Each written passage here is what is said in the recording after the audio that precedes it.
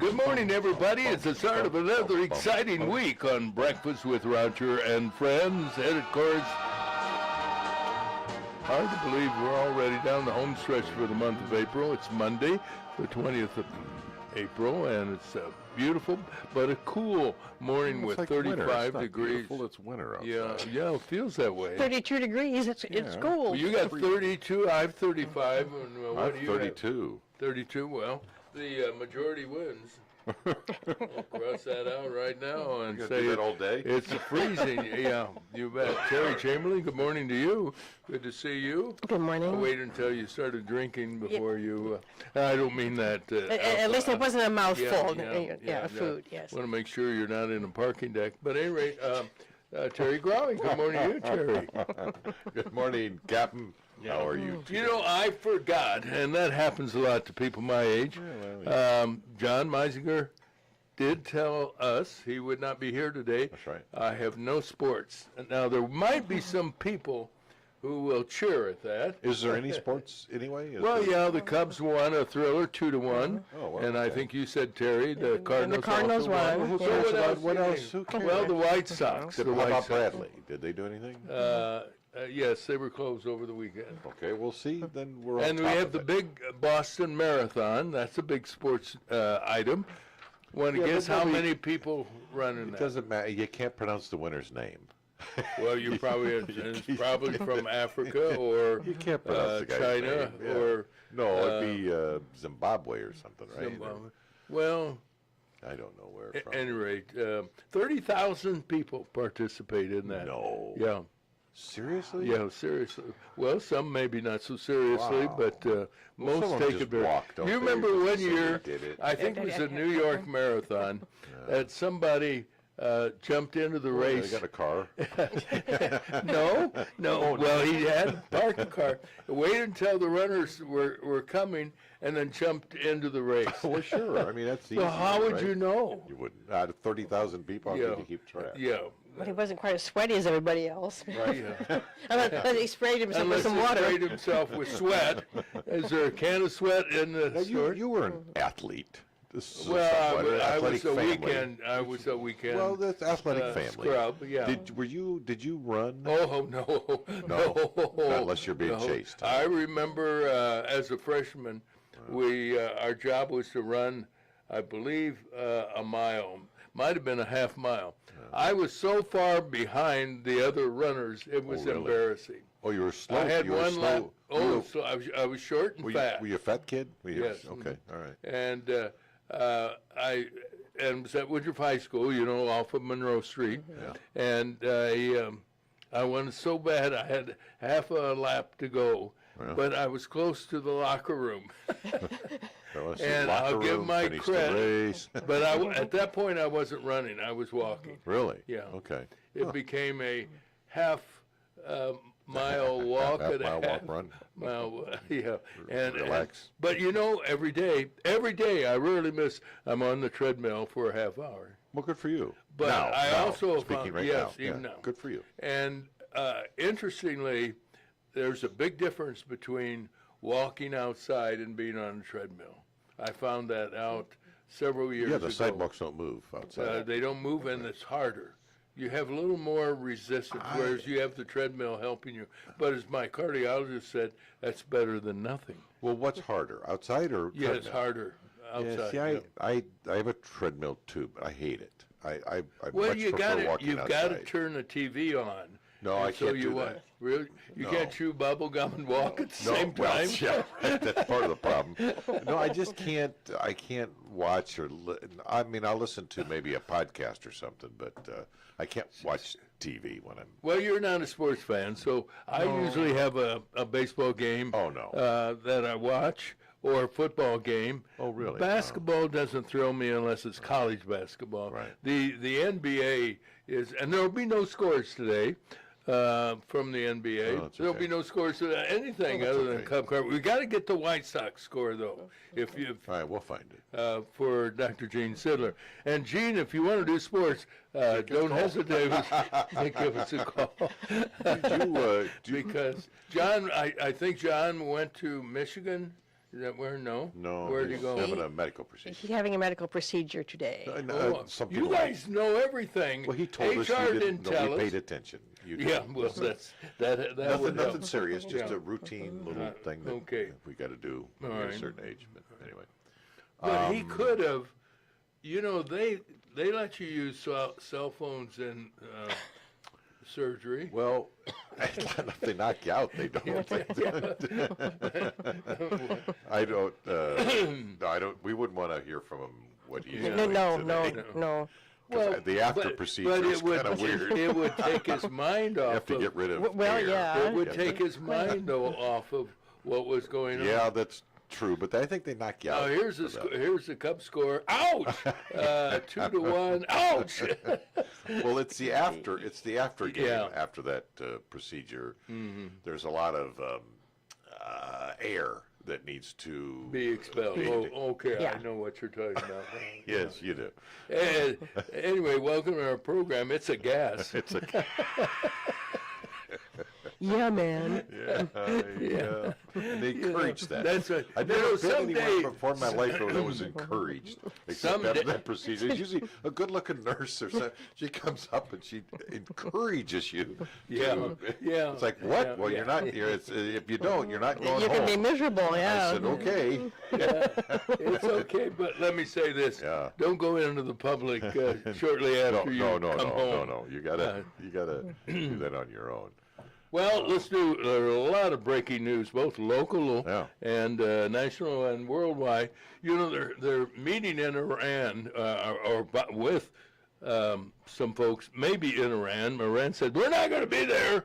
And they went to Believe it. Pakistan anyway, and President Trump says, I hope they accept it.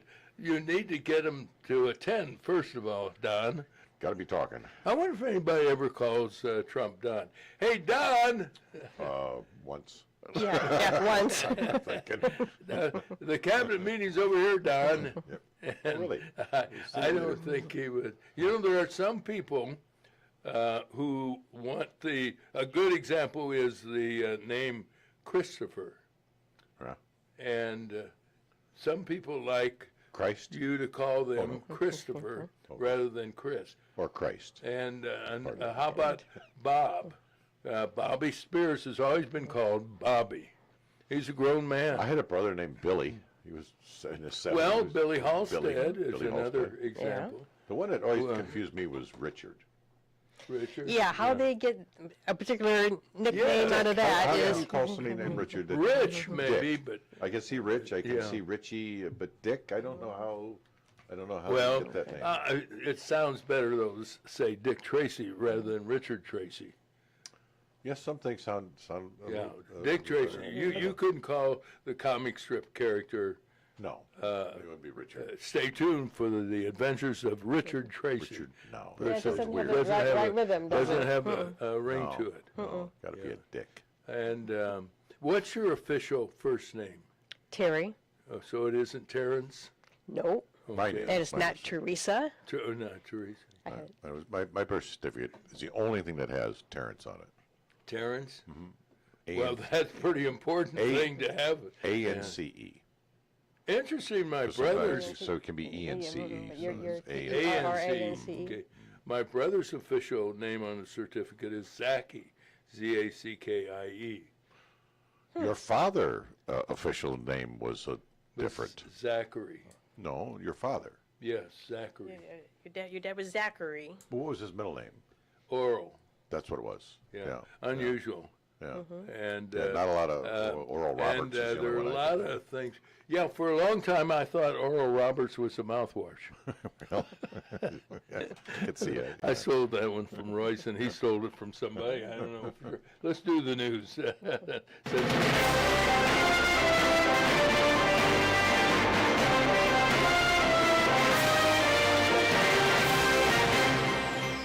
I'll never get used to that speaker, neither will Terry. All right, while you guys talk organization, we'll tell you we'll start with a check of the weather brought to you by Kyle Varnold, Mr. Weather. And as usual, he will be joining us this morning live with an update of our weather. And we take great pride in giving you the details with our meteorologist Kyle Varno. But in addition to doing weather, more importantly, he earns money being a personal and business insurance representative for auto, home, life, and health.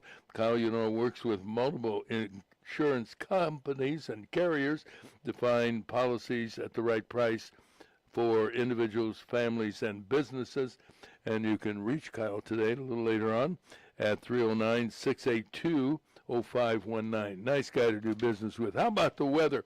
Well, for one thing, we have a frost warning until 8 this morning. So I hope you covered your flowers last night. Do you have any flowers? No, I had those ones with the Easter, the lilies.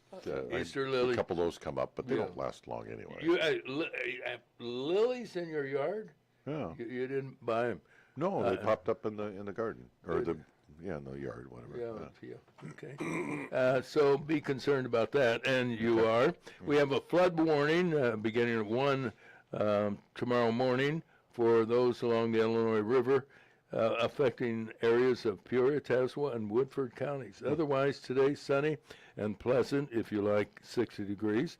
Tonight, partly cloudy and overnight low of 50. Tomorrow, sunny and warmer, 80 tomorrow night, a chance for showers and a low 60. Wednesday, sunny and 80. Thursday, 82. Look for rain on Friday and a high of 72. Right now, 32 degrees. And now, the news with Terry and Terry. Peoria County deputies yesterday were in Princeville to settle an apparent domestic dispute. An armed man was arrested after holding deputies back for hours. The man eventually surrendered and was taken to the Peoria County Jail. Another mass killing of children in the country. The latest tragedy took place in Shreveport, Louisiana. 31-year-old Shamar Elkins shot and killed 8 children. 7 of the victims between the ages of 1 and 14 were his own. Elkins also shot 3 others, the mother of the children, another woman who's in critical condition, and a teenager. The former National Guardsman hijacked a vehicle and fled to another city where he was shot and killed. Yeah, how do you pronounce that? B-O-S-S-I-E-R, Beaucaire? It was, considering it's French in Louisiana, I would say Bassier. Bassier. Police say the shooting apparently was a result of a domestic dispute, a big one, I guess. Jeez. You could always say Bossier. It's a Bossier city, but being French, I would say Bassier. A wild scene early yesterday morning at the popular pedestrian mall in Iowa City, Iowa, where fights broke out in a crowd of an estimated 100-plus people. During the fracas, shots rang out, resulting in the wounding of 5 people, one listed in critical condition. University of Iowa President Barbara Wilson confirmed that 3 of the wounded are students. Police posted photos of 5 individuals considered as persons of interest in the shooting. The on-again, off-again peace talks are on again between the United States and Iran, or are they? President Trump says negotiators Jared Kushner and Steve Wynkoff will be in Pakistan in the hopes of bringing peace. However, Iran's news reports the beleaguered country has rejected any peace talks until the Strait of Hormuz is opened. Artificial intelligence falsely claims Iran has closed the strait. Tell that to that Iranian cargo ship that is burning a big hole in its engine room, compliments of a U.S. destroyer. It happened in the Gulf of Oman after the cargo ship ignored warnings to stop. A Navy crew took custody of the ship. What happens next is up to Iran. Talk peace or start picking up the pieces again.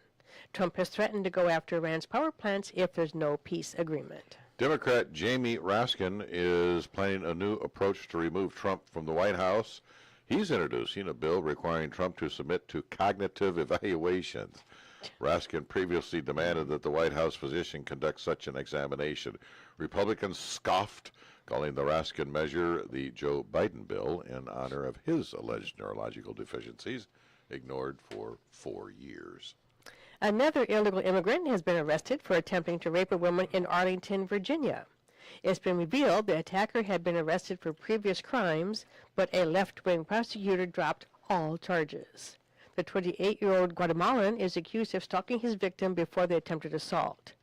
2 Good Samaritans rescued the woman by calling police. The bad guy was identified as Garcia Moran and has been arrested 25 times, but never prosecuted.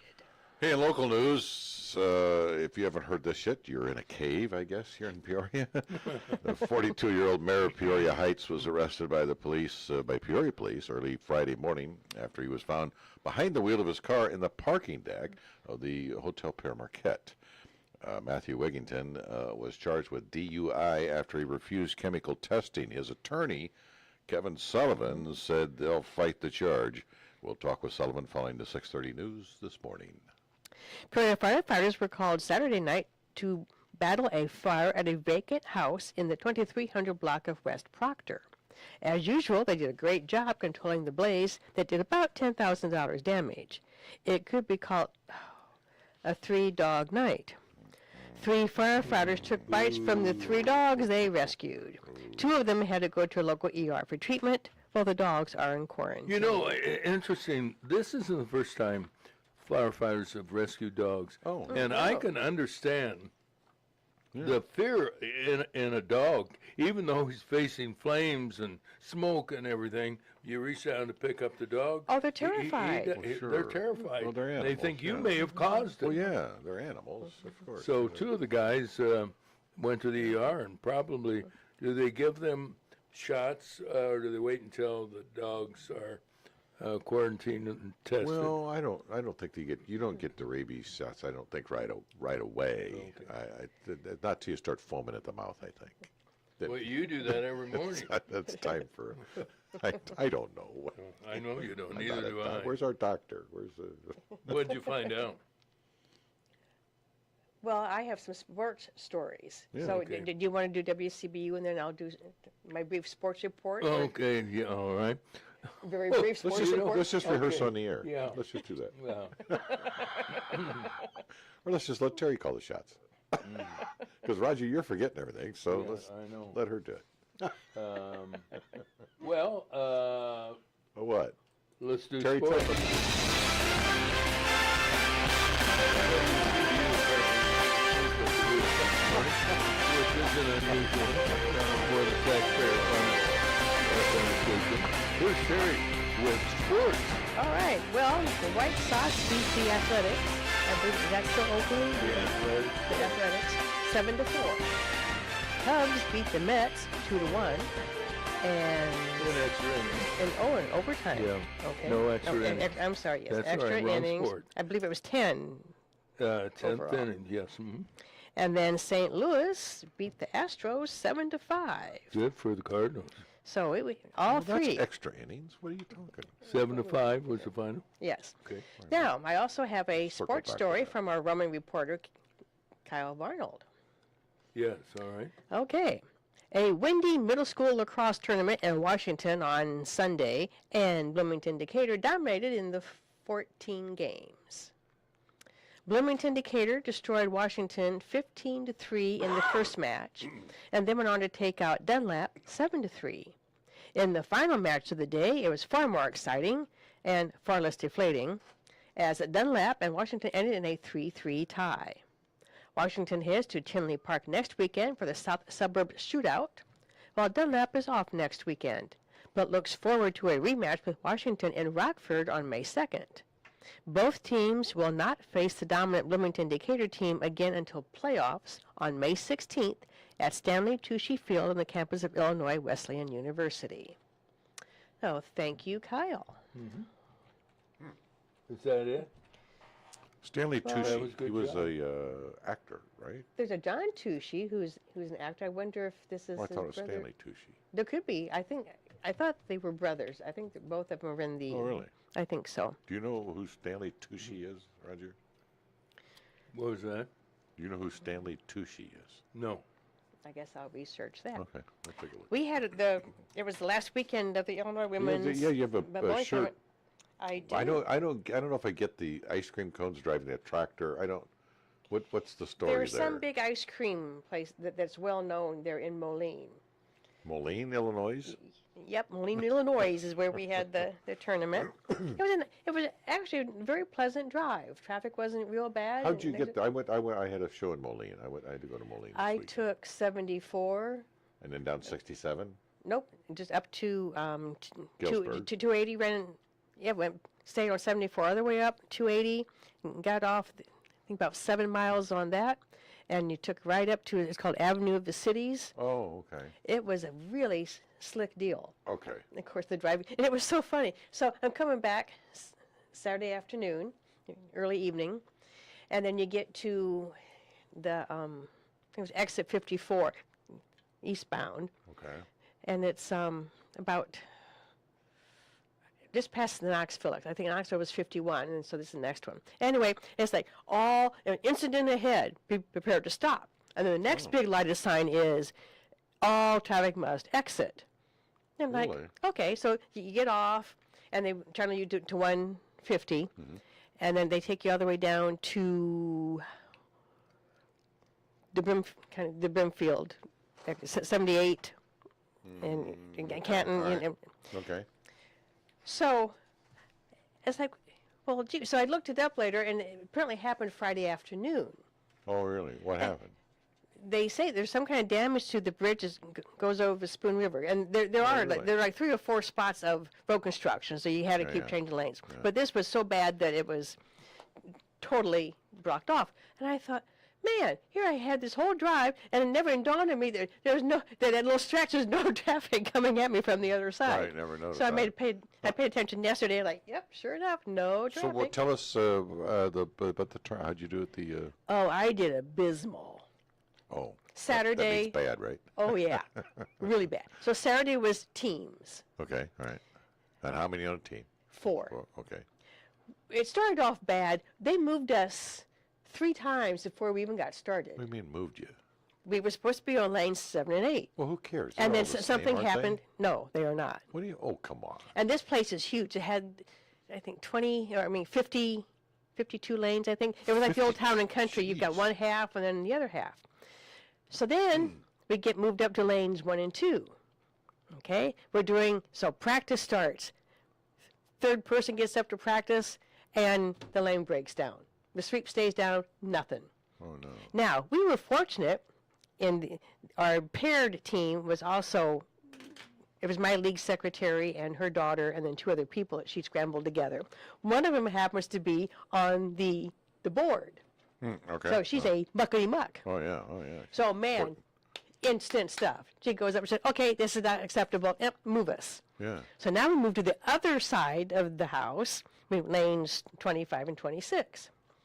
So we get up there, and first thing, Sherry, one of the other team, she goes up to do a practice ball, sticks. And luckily she didn't The fall ball straight. stuck? No, she stuck. Her foot stuck. Her sliding foot stuck. What do you mean so it's stuck? it's sticky. You're supposed to slide. Yes. Mm-hmm. Have you ever bowled? No, he hasn't. Yeah, I bowled. We had my grandfather had the first automatic pin Well, I setters in the thought so. country. Okay, yeah. so remember- Pure auto parts. But when Yeah. you go and approach and your left foot, if you're a right-handed bowler, You slide. You You slide slide a up little to bit. the line. well, if it's Okay. sticky, so she stuck. And Oh, luckily, wow. she didn't go face down, but she did go over the foul line into the first part of the alley, which is slicker than ice. Yeah. Yeah. And she did keep her footing, but she boom, and then she was able to get off. So Okay. Sandy was the lady with the board, and she goes, okay, calls the people over, and so guys out there, scrubbing and all that, and then they dry it. The rest, the whole time, it was sticky. 3 times we had them come down because she stuck. Where Yeah. was this, by the way? This was Moline. It's called Highland Park Oh, Bowl. okay. yeah. I get up there and I stick. So it throws off your whole rhythm for Oh, the okay. whole day. All right, I Because guess you never if you're know a when slider to and throw you're, the now you're a ball. sticker. Exactly, I get because it. you're afraid that you're Yeah, gonna. you're gonna- So I was sort of finally going up there and throwing the ball down from the lines. I didn't want to go face down. Right. My games were 106, 109, and 103. Yeah. You broke 100. That's pretty good, right? That was encouraging, but the way Yeah. things were that Yeah, day. yeah.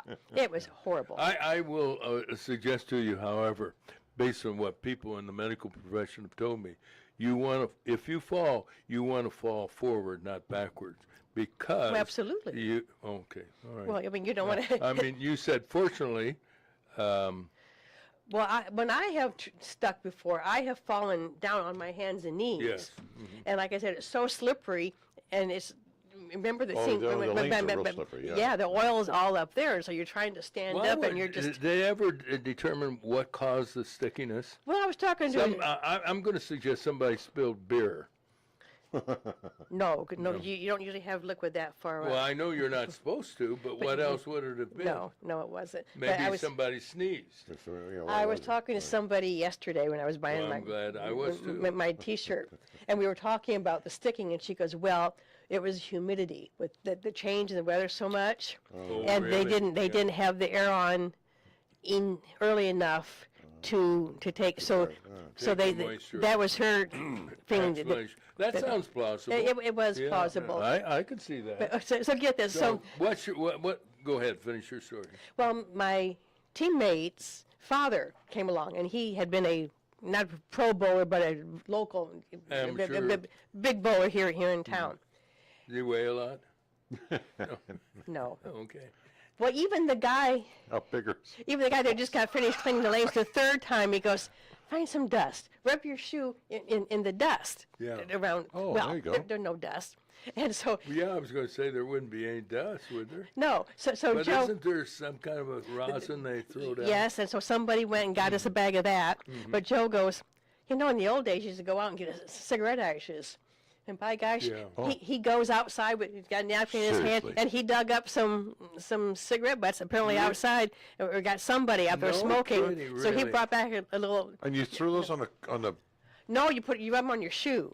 Oh, that makes sense. Is that Did it legal? work? Yeah. Yes. Well, sure. Really? Yeah, And it's it's- like a pitcher stepping off the mound. Did he get rosin on his hand? That's legal. Really? Yeah. Okay. Although I saw a guy wetting his fingers, Kimbrough, who used to pitch for the Cubs, now is with the Mets. He was licking his fingers on the mound, on the can't rubber. do I that. didn't think you could do it. No. But 'Cause that the gets rules stuff on have the changed ball. so much anymore, you can't keep up with things. What is your season average? 138. See, so you were almost 30 pins below Oh, your yeah, it was average, huh? horrible. So did you then lose? I didn't win, but I didn't sign up. Okay. I didn't sign up for the brackets. They kicked you off the I got team, my- or? No, in fact, I told him that it took us with all, and then the lane broke down a couple times, and we had anyway, we started at 2. Yeah. We finally finished just 3 games at 5:15. 3, 4 for 3 hours. So Yeah, you were but like an hour a and, game. and it was ridiculous because, like I said, we kept breaking down. But anyway, Well, I sorry told the you- team, I said, and I said, you can vote me off next year. My feelings would not be hurt. And Cassie goes, no, I need you to feel my pain. Yeah, that And then, And you did. and Sharon goes, are you kidding? It's hard enough to get bodies to bowl. I don't want to be trying to find somebody else. yeah. No, you're stuck with us. I said, no, you're stuck with me. Well, it sounds like you still had a good time. We did have a good time. good. Yeah. A couple of scores. The Rivermen defeated Knoxville in the first playoff game 6-3, and then they lost 3-1. I think it's the best of 5. Normally it's the best in the early ones. So I don't, you go to their website, and they don't do a good job of keeping up to date, frankly speaking. Let's see. They must have had a game yesterday, but I can't get a score. I tried, and maybe somebody who's a hockey fan will call us at 966-4044. In the meantime, let's do what we normally do, and that's bring you up to date with news.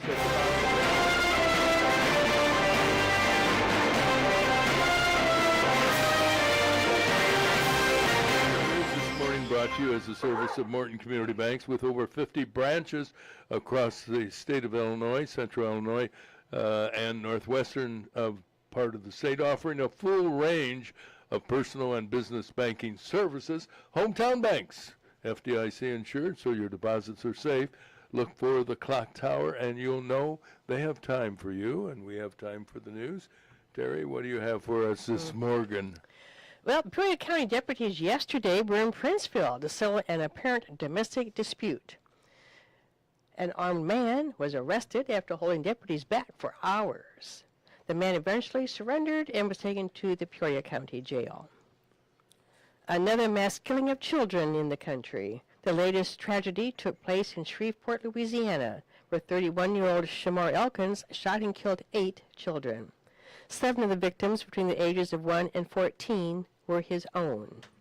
Elkins also shot 3 others, the mother of the children, another woman who is in critical condition, and a teenager. The former National Guardsman hijacked a vehicle and fled to Bossier City, where he was shot and killed.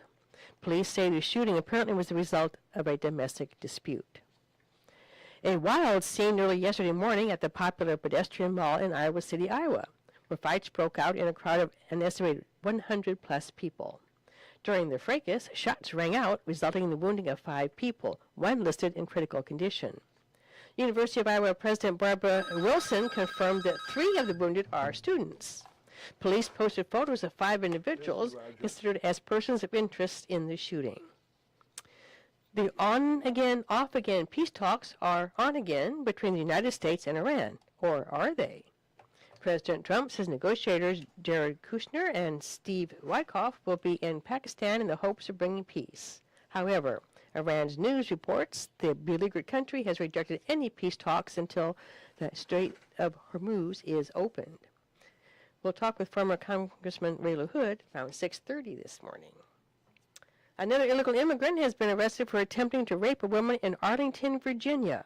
It's been revealed the attacker had been arrested for previous crimes, but a left-wing prosecutor dropped all charges. The 28-year-old Guatemalan is accused of stalking his victim before the attempted assault. 2 Good Samaritans rescued the woman by calling police. The bad guy was identified as Garcia Moran and has been arrested 25 times, but never prosecuted. In local news, the 42-year-old mayor of Peoria Heights was arrested by the police of Peoria early Friday morning after he was found behind the wheel of his car in the parking deck of the Hotel Pure Marquette. Matthew Wigington was charged with DUI after he refused chemical testing. His attorney, Kevin Sullivan, said they will fight the charge. We'll talk with Kevin later on this morning. Peoria firefighters were called Saturday night to battle a fire at a vacant house in 2300 block of West Proctor. As usual, they did a great job controlling the blaze that did about $10,000 damage. It could be called a 3-dog night. 3 firefighters took bites from the 3 dogs they rescued. 2 of them had to go to a local ER, that's the firemen, for treatment while the dogs are in quarantine. And that's the headline. You got it. Now check of the weather, number 2, Ray LaHood coming up, so stay tuned. And our weather brought to you by Spoon River Home Health, making a difference in the lives of their clients. They've been around helping people in their homes since 1993. You can reach the folks at Spoon River Home Health 24/7 at 309-245-0723. Roger, it looks like a little bit of frost this morning until around 8 o'clock. The day will be sunny and a pleasant 60 degrees if you like cool weather. Tonight, partly cloudy, and the overnight low about 48. Tomorrow, sunny, warmer, high 78. Tomorrow night, low 60. Right now, it's just 32 degrees outside. And I wonder what it's like in Michigan. Good morning, Ray LaHood. How are you this morning? Are you there? I think we have lost Ray. Used her earlier. Yeah. Are you there, Ray? All right, what we're going to do, ladies and gentlemen, we'll take a break, and then we'll be right back. It's the Animal Stories News Team Anchor Men. Me, Uncle Lair, him, Little Tommy. You know, Uncle Lair, I'm worried that a lot of people out there haven't made plans about how they're going to take care of their pets in case of a disaster or emergency and they have to evacuate. I sense the caring and the genuine concern in your voice, Tommy. Well, because those disasters have a way of sneaking up without any warning and unleashing devastating fury. Oh, maybe a touch over dramatic, but well put. And that's why you should make plans now, not someday. Someday could be too late. Everything you need to know to handle the aforementioned situation is available online at ready.illinois.gov. Where? Ready.illinois.gov. Yeah, sponsored by the Illinois Emergency Management Agency. And aired in cooperation with the Illinois Broadcasters Association. And this station. And we do have a connection with former Congressman Ray LaHood. Good morning, Ray. How are we? I am doing fine. I'm in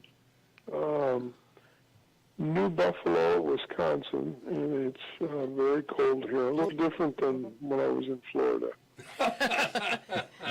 A little difference, that's for sure. We have an incident involving the mayor of Peoria Heights, and he attended the Gridiron Banquet, and those events have been around for years. Did you ever go to any of those, Ray? I did. When I was running in 1994, they invited me and my opponent, who was Doug Stevens, the attorney, and we both went, and they poked a little fun at us. I've avoided going to those. I think they're a waste of time, and I think it's too bad that what happened to the mayor of Peoria Heights, a good fella, and so what I think he did, which was very smart, was hire the very best defense attorney in Peoria. Yeah, I agree with you. Those banquets can get and do get rather nasty. And frankly speaking, sometimes they get very personal. I'm surprised somebody hasn't punched somebody at those events, but I guess some people are able to go and grin and bear it for that matter. Let's turn to the effort to bring peace in the world, particularly between the United States and Iran. What's your assessment? Are the U.S. negotiators, I think are Jared Kushner and the other guy, Steve Wyckoff, are they going to be talking to themselves? It looks like they're going to be talking to themselves this morning, because the Iranians have said, since the United States struck the Iranian oil vessel as it was trying to get through the Straits of Hormuz, that they're not going to be showing up in Pakistan for these talks. Time will tell. Nobody really knows for sure how it'll turn out. This is as big a roller coaster as exists in any place in the world in terms of the ups and downs with these negotiations. And I think if I think if they were to come back to the table, hopefully they would make progress. But I think everybody has indicated, Roger, that these talks are going to take some time. The Iranians do not want to give up their nuclear, their ability to develop a nuclear capability, and that is certainly one of the big considerations that the United States has made to them. And so this is not going to be resolved in the next 24 or 48 hours. I think what happened yesterday with the attack on the Iranian oil ship has pretty much shut things down for today. Yeah, it's amazing that the country's been beaten up so bad that they are still making demands, and some of the demands include reparations, a few other things as well. So I didn't know. Well, Roger, clearly, this is proof that this regime is a radical regime. They have been, they always will be, and they're very difficult to deal with. You're not dealing with logical people. Yeah, they're nutcases, in other words. There is some good news that came out, I do believe, and I'm sure you're more up to date on it than I am, but Israel is talking peace with Lebanon, and that's encouraging, is it not? It is very encouraging, and the most encouraging thing is that President Trump called the president of Lebanon and the Prime Minister of Israel, invited them to come to the White House, and they are in Washington now, and will be this week talking with the president and his team on a ceasefire, a continued ceasefire, so that Israel is not lobbing missiles into Lebanon and vice versa. Now we know that Hezbollah is a bad actor. It's a group that is funded and supported by Iran, and they're an offshoot of Iran. They get all of their military capability and all of their money from Iran, and they are in the southern part of Lebanon. And they've also now gone into some parts of Beirut, which has led to some missiles being fired from Israel into Beirut, not just in the southern part. But as you have said, this is very good news for Lebanon, that there is a ceasefire, and that the two leaders, Prime Minister Netanyahu and the President Aoun, are in Washington, and they're in discussions about a ceasefire which will continue. Yeah. What are your thoughts about the failure of NATO, and let's even the NATO organization?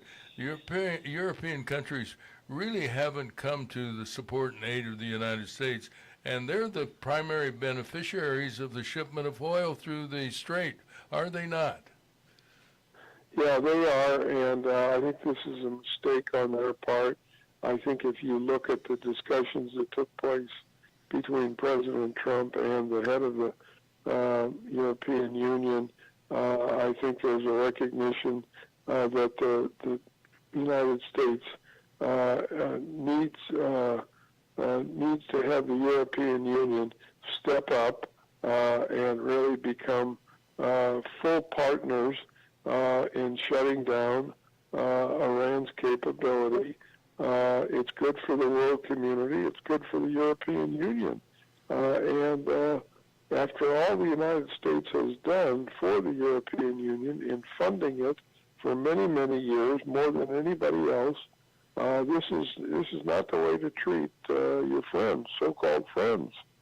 And the other part of this whole scenario, too, is that it's bothersome. You know, we're a great country and we agree to disagree in many cases, but it really bothers me that there are so many people in the Democratic Party who are taking pot shots at the president. We just had a measure that was introduced in the Senate to limit the authority of President Donald Trump.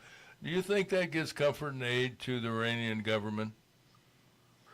Well, I think they're a lot more worried and concerned about what's going on in their own region, and I don't know if they probably pay some attention to it, but they've got a lot bigger issues to deal with right now. Yeah.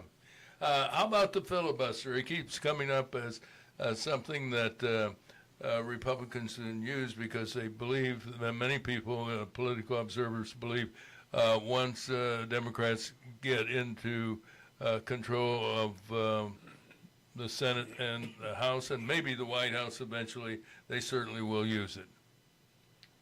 Yeah, the filibuster will remain. There's too much tradition, too many senators that believe in the filibuster on both sides of the aisle. There are those that think it should be eliminated, and President Trump has been pushing for that, but I don't see it changing, Roger. All right. One final question, unless you have something else you want to touch on. I'm pretty much under the perception and the belief that while you do enjoy playing golf, you probably will not be playing golf in Wisconsin. I'm here because my daughter, who lives in Indianapolis, has purchased kind of a summer, well, it is a summer home, and in Michigan, in New Buffalo, Michigan, and Kathy and I are up here helping her, trying to get it organized. My job is a very, very important job. I'm in charge of washing windows. And, Well trained. and I guarantee you, I will wash the windows on the inside today, but I will not be outside. Yeah. You learned that skill at Holy Family, I think, didn't you? Yes. All right. Anything else you want to add to the good of the company? Stay warm. Yeah, good advice. Thanks, Ray. Appreciate it. God bless you. Bye-bye. Bye. Former Congressman Ray LaHood with the latest. 32 degrees is what our temperature is. Chilly. And what's the high today? The high today is 60 degrees. And I'm wondering, what is the normal for April?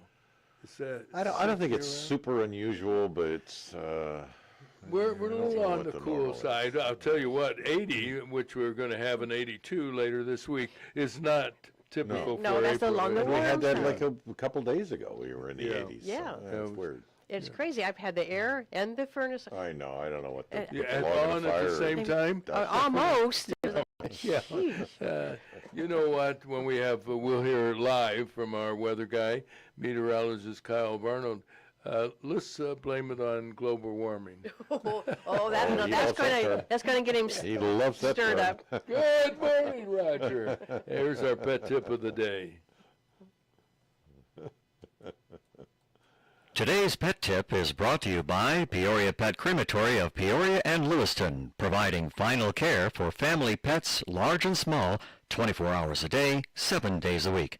Their phone number is 713-1898. That's 713-1898. More information is available at peoriapetcrematory.com. Pet lovers are dedicated to their animals, all species from horses to turtles and of course cats and dogs. If you are a pet lover, learn these little known, somewhat amazing facts about your pet. There are surprisingly many human illnesses that are shared by humans with our cats and dogs. There's roundworm, ringworm, mange, scabies, bacterial infections, and more. Pet owners should know that otherwise apparently healthy cats and dogs can also develop diabetes. Diabetes occurs frequently in overweight animals. If your pet has been putting on a few extra pounds and his food intake has not increased, his health could be in jeopardy. But being overweight can also cause liver disease and heart problems as well as secondary diabetes. How do you know if your pet may have this disease? The most common signs of diabetes would be excessive thirst and urination, increased appetite, and in some cases, weight loss. Since these symptoms mimic or are common in other illnesses, you will need a veterinary checkup and blood work to truly know if it's diabetes. If detected early and you are lucky, many cases of diabetes can be managed with diet alone. Only your vet can determine what your pet's needs will be. If your pet is diagnosed with diabetes, they can still lead a long, healthy, happy life if you care enough to make the necessary changes and give them the very best veterinary care and your love. This whisker of information has been made possible by a grant from the Corporation for Public Broadcasting in partnership with Spot, Saving Pets One at a Time, and KSBR Studios. Produced by Joseph C. McGuire and theme music by Stuardo Glasser.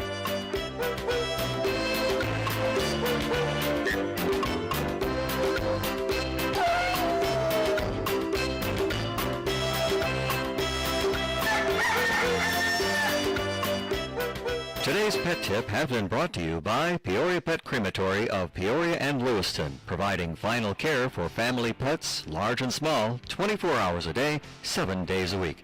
Their phone number is 713-1898. That's 713-1898. More information is available at peoriapetcrematory.com. Thank you, Louis Linder. Were we talking about Whitey's ice cream up in the Moline area? Yes, because you wondered why there was an ice cream cone on my T-shirt. The ice cream cone Did driving I ask you that, or did Terry did? Yeah, okay. on the tractor. Okay, yeah. So it's Whitey's. That's yes. What, Kyle, they're the big sponsor of the show or the... What in the world are you I don't eating? think so. Oh, that's an egg. 2 egg What's bites. eggs? Eggs. What's in that? There's some zucchini It looked and like a like couple of mushrooms? cockroaches. mushrooms and No, shrimp. mushrooms. Okay. It looks really good. To you, maybe. Last time I Well, you saw don't like that, eggs? I was stationed in Fort Carson, Colorado. No, you just put it in Here, a, soldier, eat it and shut up. it's an easy, you just throw them in a, Yeah, you did. In a muffin Did- tin. in a muffin tin and bake them, and then you got a little, So did you make that? I did, Yeah. yesterday. No, I did. You make them, Yeah, I made Well, some you don't- before. yeah. You- Yeah. So you made it yesterday, Yeah. and what'd you do, freeze it? No, I just threw it in the refrigerator, Oh, in a bag. how long can you keep About eggs? 3 days, 4 days. 3 days. Yeah. I noticed you're a little green this morning. No, I just never, I saw you over there really Yeah, well, it's wrestling. having We have the eggs only and- studio that has a kitchen we got a kitchen. and a restroom in the same room. Well, the restroom's down the hall, Roger, Oh, yeah, but yeah. I don't know if anybody told you that. That could explain a lot of That would things. explain a lot. You know, this, we probably shouldn't share this story with Well. you, but we have no restrictions. At any rate, we have. We have. And I'll hold this to our audience, a number of keys, and one of which, and I'm not sure why it's orange, but this goes to the men, and does it work in the women's room? Yes. Well, now you tell me. But at any rate, there have been more than one occasion when staff members have left with my keys. And at the end of the show, because I spend 3 hours here, it's time to go to the boys' room. Well, if I don't have a key, I can't go. And I don't mind telling you, the culprits have included, primarily, I'm not going to say. Not me, no. not But me, I'll I've never just done it. give you a clue. He works on Tuesdays. And here's an interesting tidbit. They only work on our floor. Funny you should say that, because sometimes the cleaning lady, who's absolutely a delight, a lovely lady, and she will be busy in the men's room at the worst time. You know, she knows my show ends, our show ends. She should know your My schedule. personal schedule, exactly right, for attending meetings in the men's room. So one morning, there was an urgent call from members of my anatomy. So I would like to say I ran upstairs, but I went upstairs and found out the key doesn't work upstairs, downstairs, or geez. any stairs. Yep, it happened to me too one time. She was busy and I thought, well, I'll just go upstairs. No. Tell Roger what happened to you over the weekend. I think that's kind of Yes. interesting. Okay, so I was having tire issues coming down. You know, normally as you're driving, when you check your tire pressure gauge, it shows that your tires have gone up a little bit. Well, for some reason, my left front tire was going down. Started out at 33 when I left Moline, and I happened to glance at it, and it's like 31. No, that's not supposed to happen. So anyway, since we were diverted to 150 with the interstate being closed, Construction, yeah. I just said, hey, instead of getting back on the interstate where we could, I stayed on 150. So I get to Brimfield, and I go into the Casey's to put some air in my tire just to be sure I get home.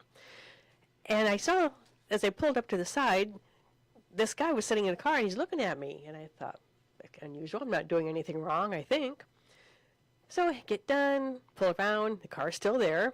I go in, get myself a slice of pizza. And as I'm coming out, this couple jumps out of the car. And they say, Terry, are you Terry Trimlin? And I turn, I'm like, yes. And I'm thinking, okay, doesn't look like a driver from the auction.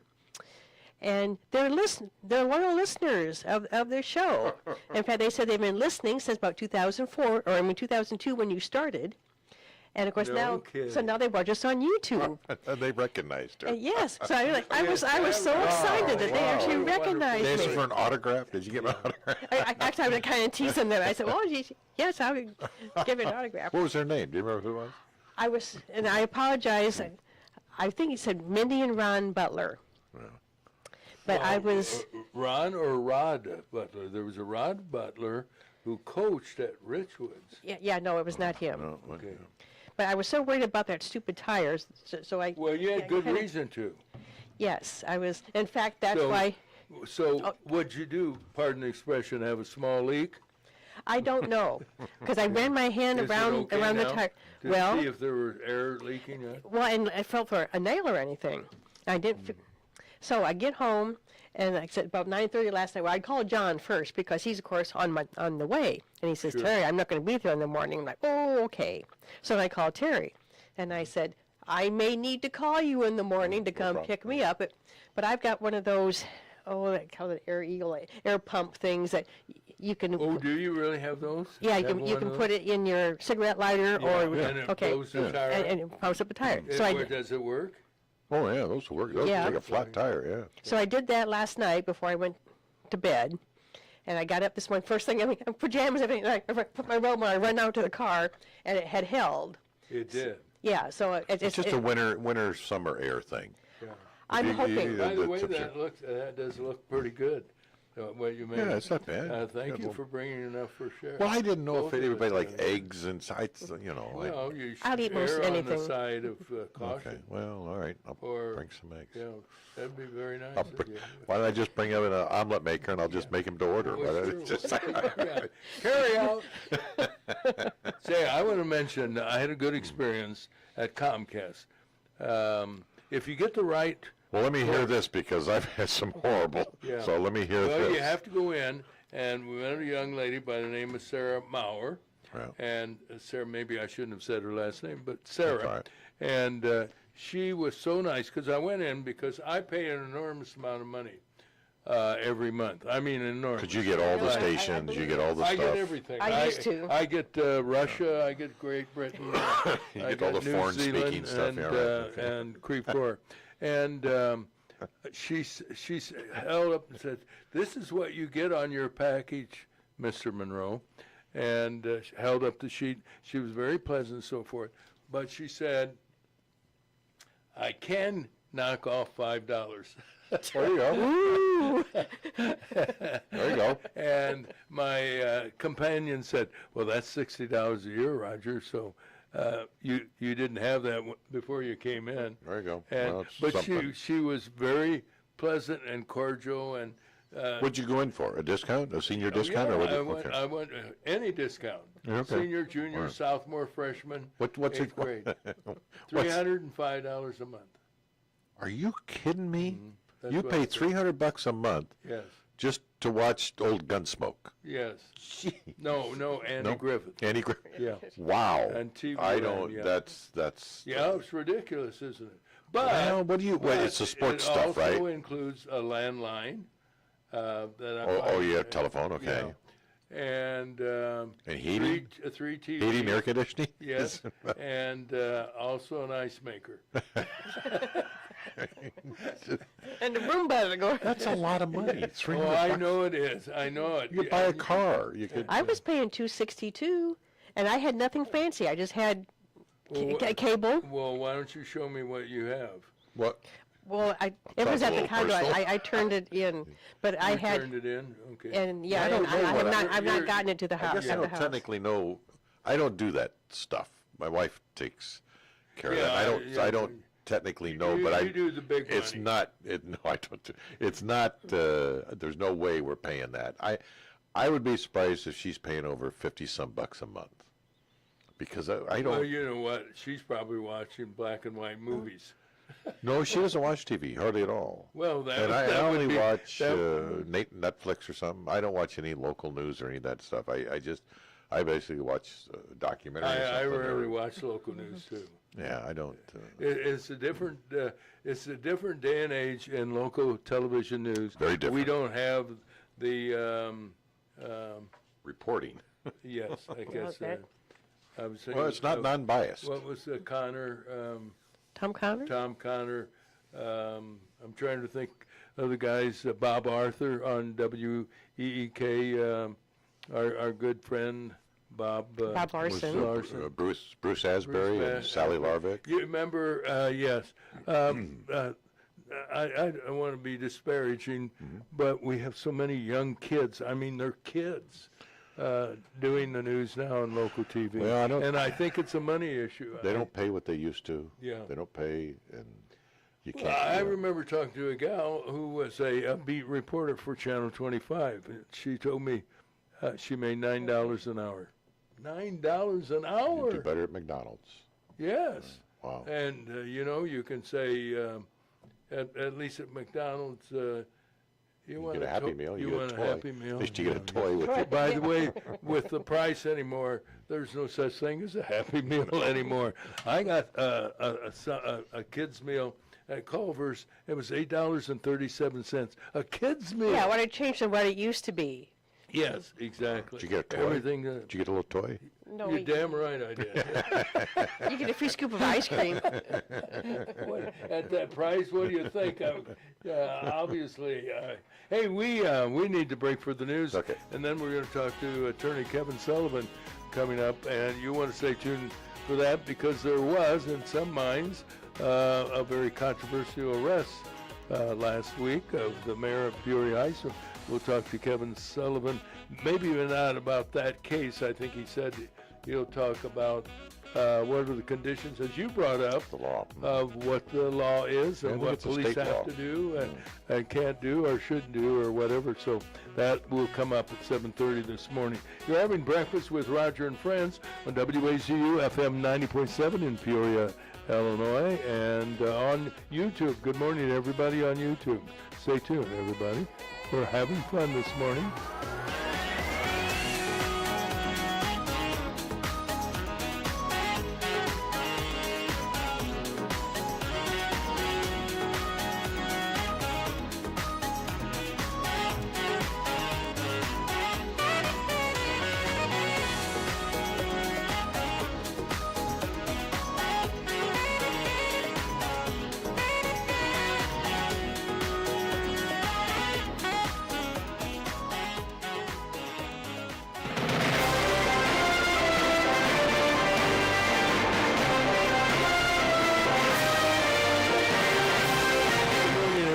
It's Monday, the 20th of April, and we begin with a check of the weather brought to you by Steve Sink.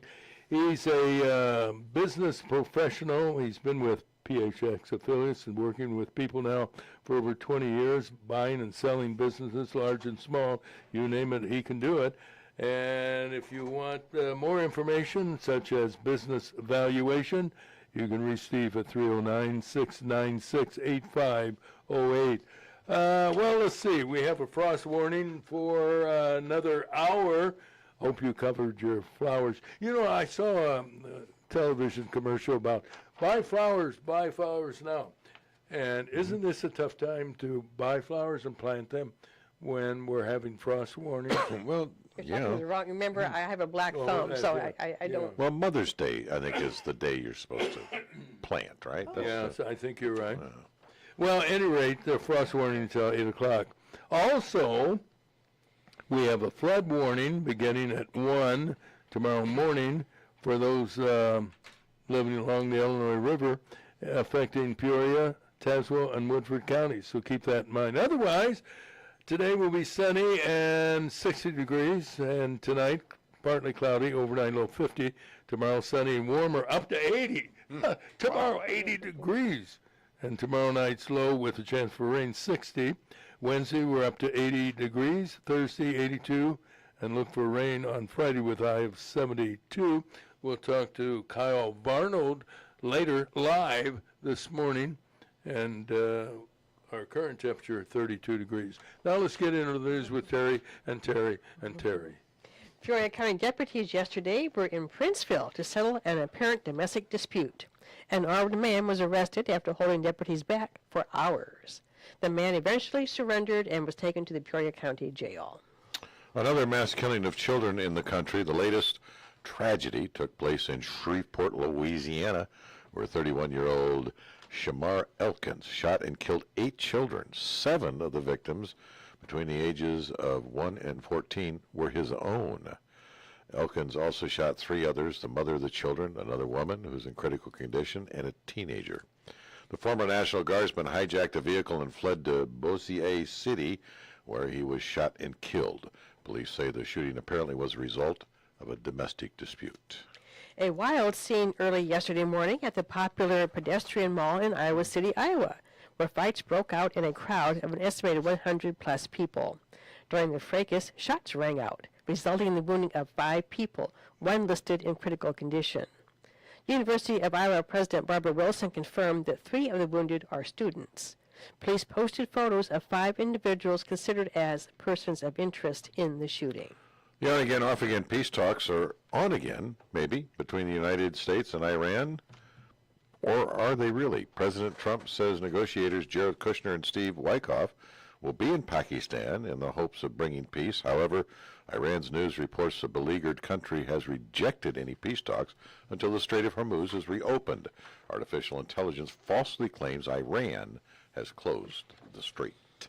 But tell that to the Iranian cargo ship that is burning a big hole in its engine room, compliments of a U.S. destroyer. It happened in the Gulf of Oman after the cargo ship ignored warnings to stop. A Navy crew took custody of the ship. What happens next is up to Iran. Talk peace or start picking up the pieces again. Trump has threatened to go after Iran's power plants if there's no peace agreement. Democrat Jamie Raskin is planning a new approach to remove Trump from the White House. This will be good. He's introducing a bill requiring Trump to submit to cognitive evaluations. You're not going to do that on this show, are you, Roger? Good. No. Good. Raskin previously demanded that the White House physician conduct such an examination. Republicans scoffed, calling the Raskin measure the Joe Biden bill in honor of his alleged neurological deficiencies ignored for 4 years. Another illegal immigrant has been arrested for attempting to rape a woman in Arlington, Virginia. It has been revealed the attacker had been arrested for previous crimes, but a left-wing prosecutor dropped all charges. The 28-year-old Guatemalan is accused of stalking his victim before the attempted assault. 2 Good Samaritans rescued the woman by calling police. The bad guy was identified as Garcia Moran and has been arrested 25 times, but never prosecuted. In local news, the 42-year-old mayor of Peoria Heights was arrested by the Peoria Police Department early Friday morning after he was found behind the wheel of his car in the parking lot of the Hotel Pierre Marquette. Matthew Wigington was charged with a DUI after he refused chemical testing. His attorney, Kevin Sullivan, said this isn't right, and he's going to fight this and win this, and we'll talk to Kevin about this case a little bit later on this hour. Peoria firefighters were called Saturday night to battle a fire at a vacant house in the 2300 block of West Proctor. As usual, they did a great job controlling the blaze. It did about $10,000 damage. I'm not going to read the next line, but 3 firefighters took bites from the 3 dogs they rescued. 2 of them had to go to a local ER for treatment, while the dogs are in quarantine. 3-dog night. A 3-dog night, yes. Who did that? Who did that? Who wrote that, or who did? Yeah. Yes to all your questions. That would be our news director. No, I mean Our the news song. director. Oh, there was a group, 3-Dog Night. 3-dog night was a... And That was the name of the group. That was the yeah. group, and they did songs like Mama Told Me Not to Come, Yeah. Jeremiah Was a Bullfrog, yeah. Never Been to Spain. Were they Americans? Yes. Yes. Okay. They were a good group. They had Yes. several hits. Yes, they did. Is that it? That's it. That's, it That's for all, news. folks. Okay, let's, John, you know, normally, in the past, he has written to us, but I didn't check. He may have. In the meantime, Did you however, check your email? Terry, usually I do. No, you don't. Now that's a lie. Roger's got over 1,000 unread emails. Roger, No. you have to admit, how you did- do not check your emails. Once in a while. Yeah, once every 3 years. No, I do check it for, but you're right.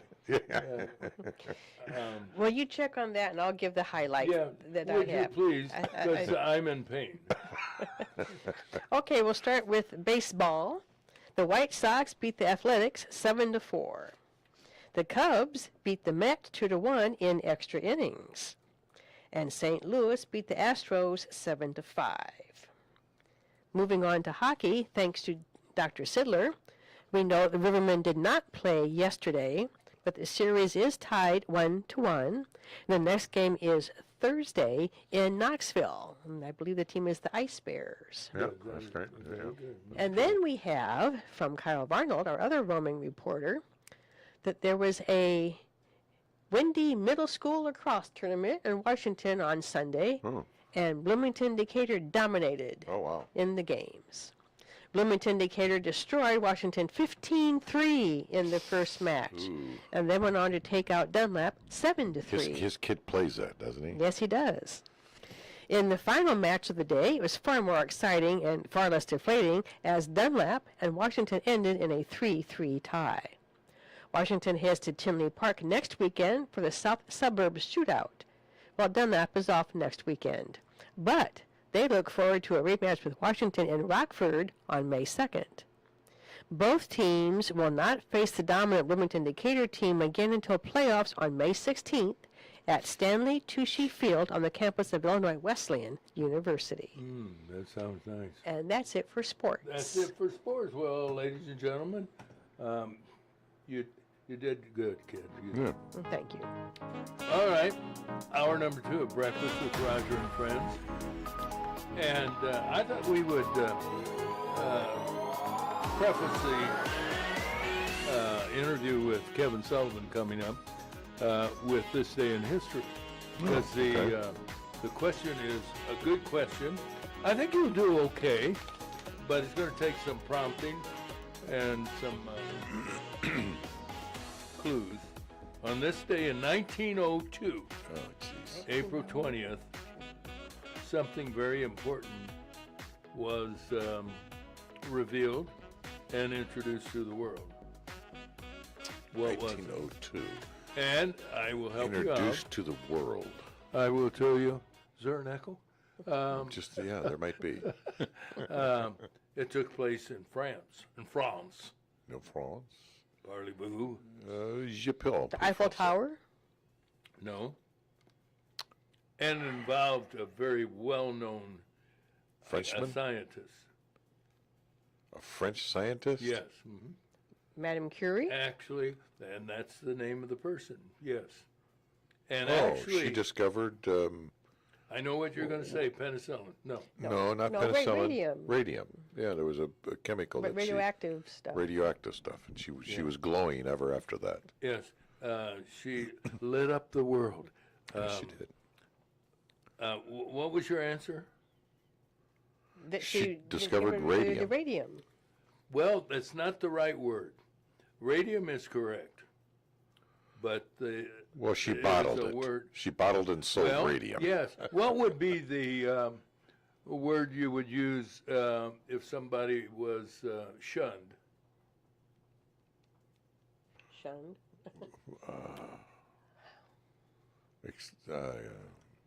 What?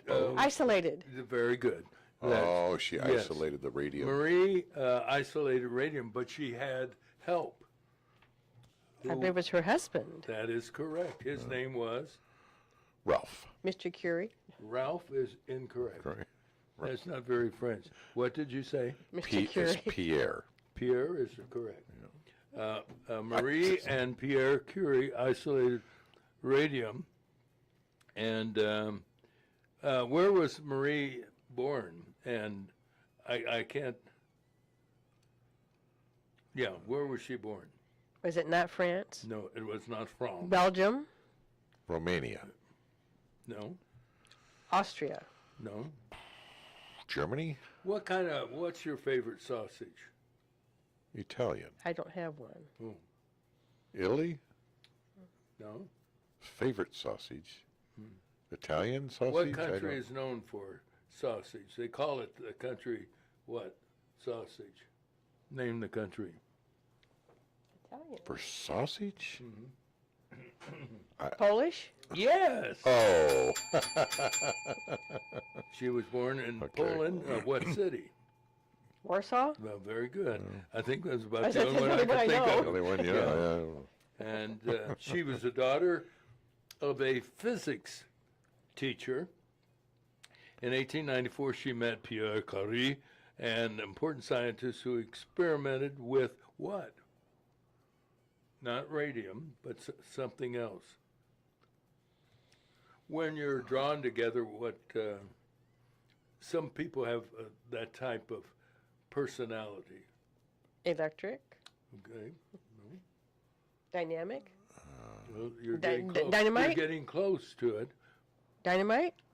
Starts with the letter M. I was going to say nitroglycerin, but that's not it. no. But Sometimes you put these things on a iron filings on a, Magnet. yes. So Magnetism. magnetic? magnetism. That's what Pierre was doing. He was Really? messing around with magnetism. Really? They married in 1895 because they were drawn together. They were drawn, yeah. I made that up. By the time Marie and Pierre discovered radium, Marie was already highly regarded by the scientific world for her work with uranium, another radioactive element present in what? If you get this one, Well, I don't even know what it is. It's two words together. it's a rock, wasn't it? Or a, Yeah, I was going to say the earth and Yeah. the soil, but Yeah. Pitch blend. I don't even. What is pitch well, blend? it do is. You know? I think it is earth or whatever. Dirt, Dirt, kind of. It's a pitch. Okay, I'll take it. So In what are they- fact, what are- she invented the term. What? radioactive. Yeah, radioactivity. Isn't that something? Yeah. Do you know what they use radium for? Well, they use radium for medical purposes. I don't know. Are you doing one of his routines? I have no idea. I thought that was my job. You're asking me?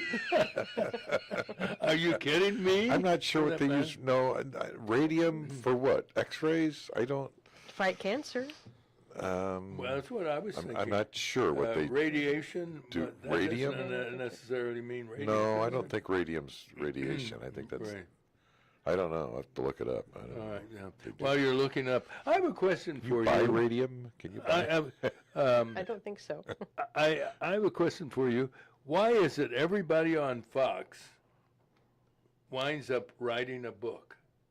Money. And that blows. Yeah. Yeah, it's you're right. lucrative. Money. They make a lot of Everybody. money. When do they have time if they're on the show? They don't write Every- it. Somebody no, else somebody does it. They else. just sign Yeah. it and they make the money. And then they take turns writing the preface. Yeah, For that's the all they book. do. It's easy. Prefaced by Marie Callender, or whatever But everybody, I'm trying to think who the latest is that's written a book, and I thought It's a money deal. But you know what? Some of those people are to that cable network are very loyal and follow certain personalities. Yeah. But I think everybody has who has a regular gig on Fox has written a book. Oh, yeah. And Sean Hannity, I think he's written 3 books. Sure. And I don't know when he would have time to write it, as you said, because he does a radio show. Chat GPT. And then yeah, it is. Anybody can write a book. Anybody can have someone help. Oh, them. yeah. Then the other thing I wanted to mention to you is I do a lot of surfing since I pay $305 a month. You surf? Oh, What- yeah. To find What, in interesting snow or water? No, Oh. on yeah, you know what I mean, bozo. And I tell you what, I could see him when on I water used to skis. watch Cops all the time, and then they got banned. Do you remember when they were banned? I do. They thought it was racist. Yes, thought it was racist, and now it's made a comeback, and different forms. There are different programs that have Alive, On Patrol, and so forth. It was Stix I Larson. Sergeant watched- Stix Larson. Yes, right. So- So you watch. I've seen you it, don't yes, pay I- $305. No, I So what don't, are you no. doing, getting away watching that? Watch it through my neighbor's window. Okay. Yeah. And that's not all. No. No, that reminds me of the woman that called police and to her house, and what's her problem? She said the guy next door is walking around naked, Yeah. and that's terrible. And well, how can you tell? I said, look out of that window. He went over. He said, I don't see him at all, ma'am. She said, well, you have to stand on a chair. Any rate, on this police show, and it was live, they had officers running over the guy who had collapsed on the sidewalk. And the first officer said, he's not moving. I think he's dead. And another officer said, what do we have, an OD? And he said, yeah, I think so. And then one of the officers said, well, I am getting a pulse. He does have a pulse. And they said, use a Narcan on him, see. Narcan, and this guy who was near death and maybe was at death's doorstep, they used the Narcan. And the next thing you know, the guy is alive and well, not amazing. knowing what was going on, and then became belligerent, maintaining that he didn't take anything. Yeah, right. They save his life with this Narcan, and then he stands there arguing with him. Of course, they took him into custody because they found drugs on him. Oh, sure. One type sure. or another one. And it just shows you the tentacles of drugs reach far and wide. Yeah. And even though this guy, and he maintained he was okay, I'm that he just lost consciousness. And then he started asking questions, was I out of it? Yeah, yeah. And it just blew me away. Yeah. That And probably that's wasn't the not- first time that's, either. Yeah, exactly right. Because we haven't talked to Josh Bradshaw from Advanced Medical Transport in some time. I want to have him come in. We haven't talked to him for a while. It's been a couple of weeks. Has it been a couple of weeks? Mm-hmm. Well, that's too long. So, are you telling me not to call him? or- No, I'm just saying, but it's been a couple of weeks ago he was here. Well, I'll check it out. I'll look at my book. Okay, go back to in your find calendar. it. And at any rate, to find out how often it's been used in Peoria and how many repeat offenders, Oh, gosh. as you've indicated. I think the police carry that now, don't they? They carry that in their cars. Well, that's what these guys did. This was in, I think, Warwick, Rhode Island. They jam it in his leg. Did he put it in his leg? Didn't they? Jam it They in his didn't- thigh. They didn't. You know, they were careful about what they were showing. Anyway, we'll be right back after this message. To every referee, umpire, and judge in high school sports, we want to say, we see you. We see everything you do for us that goes unnoticed. We see the positive role models that you are. We see the way you get unfairly criticized just for doing your job. The truth is, we couldn't play without you. So thank you for investing your time in us. Thank you for protecting the integrity of the game, no matter what. We hope you always know how much we appreciate you. Because without you, this is just recess. It's not really a game. Thank you for always making it possible for us to play the sports we love. Want to serve the students in your community? Sign up to become an official at highschoolofficials.com.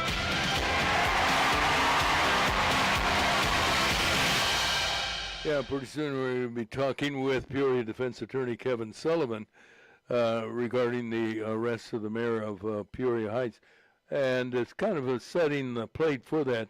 Now, he did, Kevin did indicate that because he is representing Matthew, that he can't specifically talk about that, Right. but he can talk about state law, No, but state law, and as you articulated earlier about what can and can't be done. But it does seem strange that they can charge with someone with DUI who is sitting in a car in a parking deck, and it raises a question about, can you make an arrest in a in private In your driveway. property? If you're sitting in your driveway, and you're in the car keys are in your pocket, car's not on, but you're drunk, is that a But DUI? you don't know that. You don't know if you're drunk? Yeah. They don't know because they have to conduct a test. do Oh, they you mean not? the police don't know. Right, Yeah. right. Yeah. I believe they took the mayor to the hospital before he went to the Gray Bar Hotel. I think I haven't heard that term in a long time. But Yeah. you have a lot of older material, don't you? I do. That's good. But I like it. Well, it sounds nicer, right? Yeah, it is. but Great Bar Hotel. I think I they- have not heard that in a coon's age. I think that I think they did. I think the mayor went to the hospital first. Just to, they checked off all the protocols because he was the mayor, and I think he was arrested because he was the mayor. I kind of would tend to think that. Well, you hope. I mean, I'm not you faulting, hope police don't make a decision based on No, and where I'm not, they are in life. and I'm not faulting the police. I wouldn't do that. Those guys have a very difficult you bet. job, The and men it's and wo- more the difficult men than it's and ever women. been. Yeah. The men and women. But you kind of got to wonder if it was a friend. Oh, I know this cop. This cop knows me. And you're sitting there. Well, hey, maybe we ought to give your buddy a call and have him come get you or something. I think that would be the reaction of a lot of people, and if somebody wants to weigh in, they certainly can. But I'm not putting the police down for not doing that. 9664044, our studio number, is some of the comments I've had from two people is that wouldn't it been more appropriate to say, can we call, I don't know, is he call Uber? married? Yeah.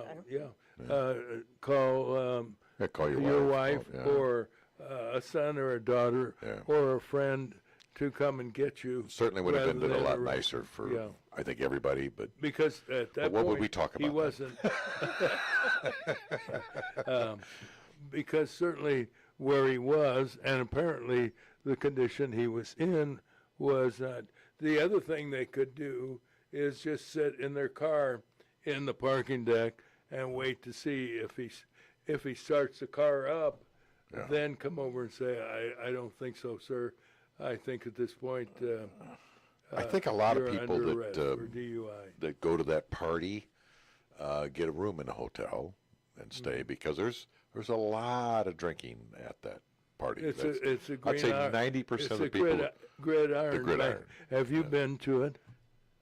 I Yeah, I know you have. But I have. at any rate, we won't go into detail. Yeah, I don't. Because I don't want harm to come to you. But No, it'd be no harm. No, I'm I just used to kidding. MC it. I actually wrote a script one year Yeah. for them. Didn't get paid for it. Well, that's And too bad then because they pay you a lot of another money for scripts They, sometimes. I know they do. And then a couple of years ago, they wanted me to play a part, and sent the script to me, and it sometimes it gets a little contained rough. profanities and obscenities. I said to the guy, I said, I'm not going to do this. I'm no angel, but this is They had a really good one, inappropriate. So then he said, what if we take out all of the language? And I said, I would consider at this point, although it is, pardon the expression, evil. I mean, it was bad. It was attacking some. We got a script some one people. year. We only got the script. I used to get the script an hour before the show, but we got the script about 2 or 3 days before the show. And they always have the devil is the MC, and then they have a foil. And the foil that year was Doug Oberhelman, the CEO Oh, really? of Caterpillar. I'm surprised. And I got a call from his handlers, and he said, "Have you read this script?" I said, "Yeah." "What do you think?" I said, "You know what? Nobody knows who I am. I'm in costume. I'm the devil. Nobody knew it was me that was doing it. But if I was the leader of a Fortune 500 company, I wouldn't read one word of it. I wouldn't do it. So what are we going to do? Well, I don't care." So Doug and I didn't know him before then. We sat down and rewrote that entire script. Doug Oberhelman and myself. And it was a good show. It was a fun show. Turned out, okay. Yeah, and we took out a lot of the stuff that Was offensive. Yeah, well, Or- we or still maybe controversial. I mean, you still roast people, but there's a way you can do. You can tell do it somebody with a to. little, I won't say with a little class, because I don't think it's a class event, but Well, in which you, but that's what they do to the President of the United States, do they not, at the correspondence dinner? They have the correspondence center, and there was always a big roast in, a big celebrity roast. The Dean Martin Celebrity Roast was a big TV show. Oh, that's right. yeah. Yeah. You know, But, Royce. I mean, there's a way to do it, and there's a mean way to do it. You know, you can tell somebody to go, or you can just tell them to go jump in a lake. You know, All I right. mean, it's, Well, what we're going to do is we're going to jump into the news, and then we're going to talk to Kevin Sullivan. So.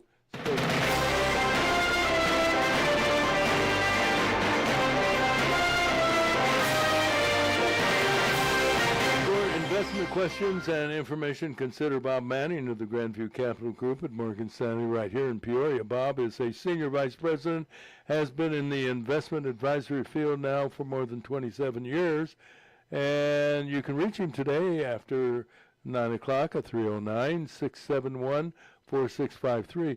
Morgan Stanley Smith Barney, LLC, member SIPC. Weather-wise, we can tell you we have a frost warning and a freeze warning, or whatever you want to call it,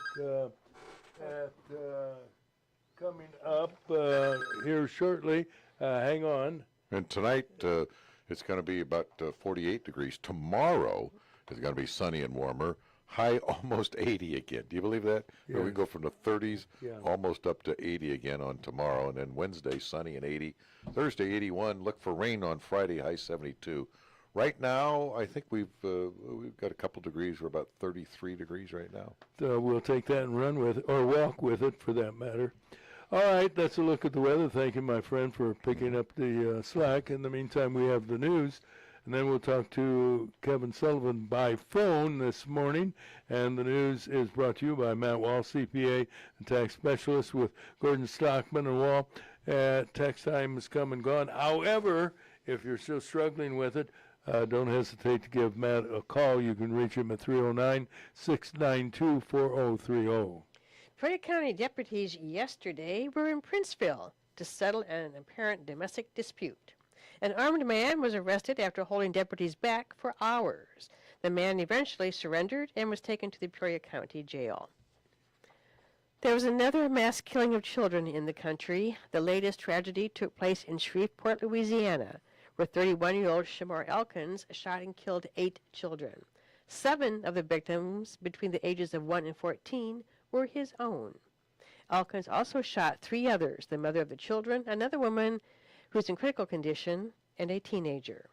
The former National Guardsman hijacked a vehicle and fled to Bossier City, where he was shot and killed. Police say the shooting apparently was the result of a domestic dispute. A wild scene early yesterday morning at the popular pedestrian mall in Iowa City, Iowa, where fights broke out in a crowd of an estimated 100-plus people. During the fracas, shots rang out, resulting in the wounding of 5 people, one listed in critical condition. University of Iowa President Barbara Wilson confirmed that 3 of the wounded are students. Police posted photos of 5 individuals considered as persons of interest in the shooting. Another illegal immigrant has been arrested for attempting to rape a woman in Arlington, Virginia.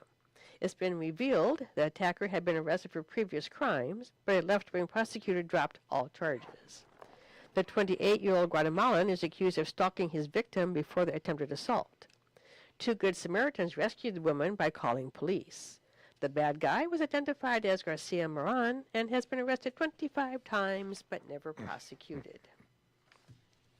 In local news, the 42-year-old mayor of Peoria Heights was arrested by the police of Peoria early Friday morning after he was found behind the wheel of his car in the parking deck of the Hotel Pierre Marquette. Matthew Wickington was charged with DUI after he refused chemical testing. His attorney, Kevin Sullivan, said they will fight the charge and will be talking to Kevin right now. Yeah, as a matter of fact, Kevin's on the line. Good morning, Kevin. Good morning, Roger. Now, I know you don't want to talk about a specific case, so let me say this. I'm sitting in my car in my garage. The car is off, and a neighbor calls police and says, I think Roger is drunk. Can police arrest me in my garage? Yes. The answer is yes under the current state of the law. Now, here's the situation. Let's say you're in your garage and you're sitting with your car running. Neighbor says, well, Roger must be drunk. Or is Roger trying to do something detrimental to his life? Either way, the police are allowed to investigate that under basically a welfare check. It's sometimes called community caretaking. Now, my position is, if, let's say, somebody's in their garage, minding their own business, sitting in their car, let's say, listening to, and I've seen this before, listening to something on the radio, because a lot of people in their households don't even have radios anymore. Maybe they want to listen to the Cub game, and they're enjoying a beer or a 12-pack or whatever you want to say, and the cops say, well, I think you're drinking, get out, I'm going to have you do field sobriety test. I think that's a little extreme under the circumstances, and that's my own opinion. The law does say, if you are driving or operating, and operating includes what they say actual physical control of a motor vehicle. It means that the defendant was in the vehicle in a position to exercise control of the vehicle by starting the engine and causing the vehicle to move. Now, there's 4 factors that the courts have looked at historically. 1, was the person in the driver's seat? 2, were the keys in the ignition? 3, was anybody else present?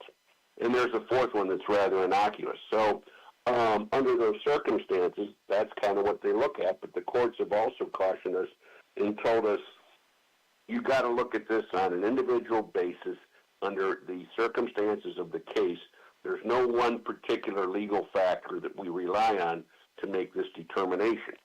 Now, one of the benefits, well, I shouldn't say benefits, one of the things about Illinois law that's confusing to a lot of people is a person who is driving or operating a motor vehicle in the state of Illinois can be charged and successfully prosecuted for DUI, no matter if it occurs on public or private property. Okay, that's the criminal side. But with most people who are requested to take a chemical test, whether it's breath, blood, urine, combination, or all the above, and if they take it and the results show that they have a substance in their body that's over the limit, then they have typically a 6-month suspension if you're a first offender, a 12-month suspension if you refuse. However, where the dichotomy in this is, in the law, is under Illinois law, if you were situated on private property when you were arrested or when the alleged offense occurred, you are not subject to that suspension. Give you an example. Most public parking decks in downtown Peoria are owned by the city of Peoria and managed by an independent firm. The parking deck at the Père Marquette is owned by the Père Marquette. It's privately owned and maintained. So in this particular situation, the person, the mayor, should not have to receive any type of license suspension based upon the fact that he was situated on private property. That car had been sitting there for 8 hours. There's no allegation he drove to that location impaired. There's no allegation in the situation or no information as to what his alcohol level was. There's been no even suggestion of any sort of drugs or whatever. And you go back to this gridiron event, and I know it's a controversial event. It's designed to be, it's designed to be similar to the one in Washington, D.C. It's the second oldest gridiron in the country, aside from Washington, D.C. They try to make fun of people. They've toned it down from where it used to be, so there's not as much profanity or sexual innuendo or things like that. And typically, if the gridiron makes a profit, they make a charitable donation to a local charity. So there's some benevolence to it, despite the controversy. But on this particular night, the program, for whatever reason, went, I want to say it was 5 hours and 15 minutes, which is frankly too long of a program. And at the time, there was just some timing things that were off. Because it was unusually warm, it was exceptionally hot inside the facility. And that's not a complaint. That's just a fact, because the way that these big buildings do it, you're either in winter mode or summer mode. Right. And with your HVAC, and I think people probably were getting tired. They were probably getting a little bit sweaty. They were getting uncomfortable. And, in this situation, upon leaving the pair and walking from the pair directly into the Pair Marquette's parking deck, the mayor did not feel well and just felt a little bit unsteady and said, well, I'm just going to sit here and let this pass. And given the late hour of the day, the fact that most people worked the full day that day, and that festivities that evening, then at about 2:30, he was asleep, and the next thing he was getting apprehended by a police officer for being lawfully parked. And again, I don't think he's going to end up with a suspension, but to me, and this is further complicated now because one of the factors the courts in the past have looked at was the key in the ignition. Well, no, it wasn't, because there was really no key entry ignition. We're in the day of a lot of cars have push-button start if you have a fob. And, and how far should the law go in this situation is the question I have. And so, and I'll be honest, I have not seen much, if any, of the evidence yet. It's too early on to get that. There will be some body cam videos. There will be reports. There could be witness statements. So it's too early to tell at this point where the case or how it's going to turn out. The first order of business for me is to try to petition so that he does not receive that draconian suspension. And we're going to do that hopefully within the next day or two, as soon as the circuit clerk actually opens up the file and assigns it a case number. Can't do anything until that occurs, because I got to file it into that case. So, and I saw an awful lot of comments this weekend on social media. I think I'm counting over 2,000 comments. And of course, everybody's a Facebook attorney, but there were a lot of people that, a lot of people said, this guy did the right thing. He put the safety of others ahead of him. If he had driven and then parked his car, that may be different. He never drove the car. He never started the car. He did not, there's no evidence that he intended to do that until another time. And, and believe me, I respect the police. I know they've got a very difficult job. Sometimes they're between a rock and a hard spot. I just wish in a situation like this, and I'm not saying because he was the mayor, he should have gotten preferential treatment, but I'm also saying he shouldn't get worse treatment either because he was the mayor. But, I think it could have been handled differently. I did get phone calls over the weekend from some active and retired law enforcement officers telling me that they don't write those. They believe that people have tried to do the right thing. They'll take a precaution to make sure that that person does not get in the car and drive, such as, I'm going to take your key fob and I'm going to send it into the front desk at the Pair Marquette, or I'm going to take it to the police station, come down and get it tomorrow. That way nobody's driving, what have you. I don't expect the police to be a taxi service by any means like they used to be, but, I think they could have done something else to avoid this sort of dilemma and this sort of controversy, if you will. Kevin, I have a question for you, and that is, when there is an automobile accident, who calls the tow companies to come and get the vehicles? Well, it depends. If let's say there's are you saying an accident where the car's disabled? Correct. And okay. The driver is injured and not at the scene. So who calls the tow truck? Okay. Typically, the police will arrive. If the driver's not there. What is the difference between calling a tow truck and calling a friend or an Uber or a taxi?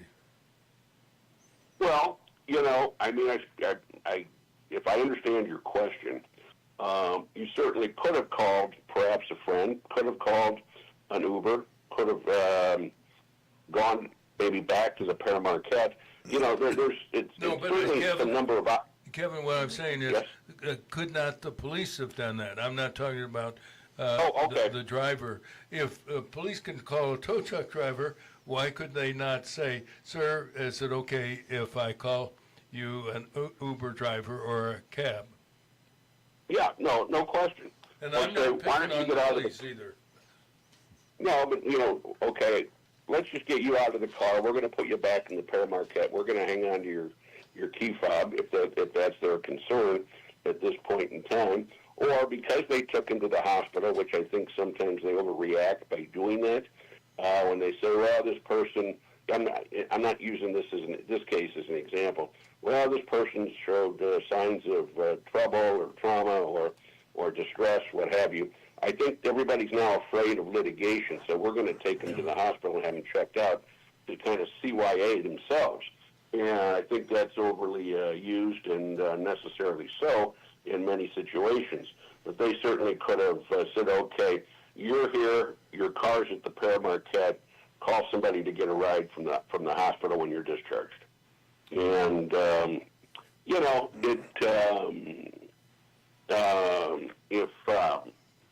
you know, there's a number of options, and you know, and I'm not picking on any particular officer. Again, they've got their job to do. It's a difficult job to do.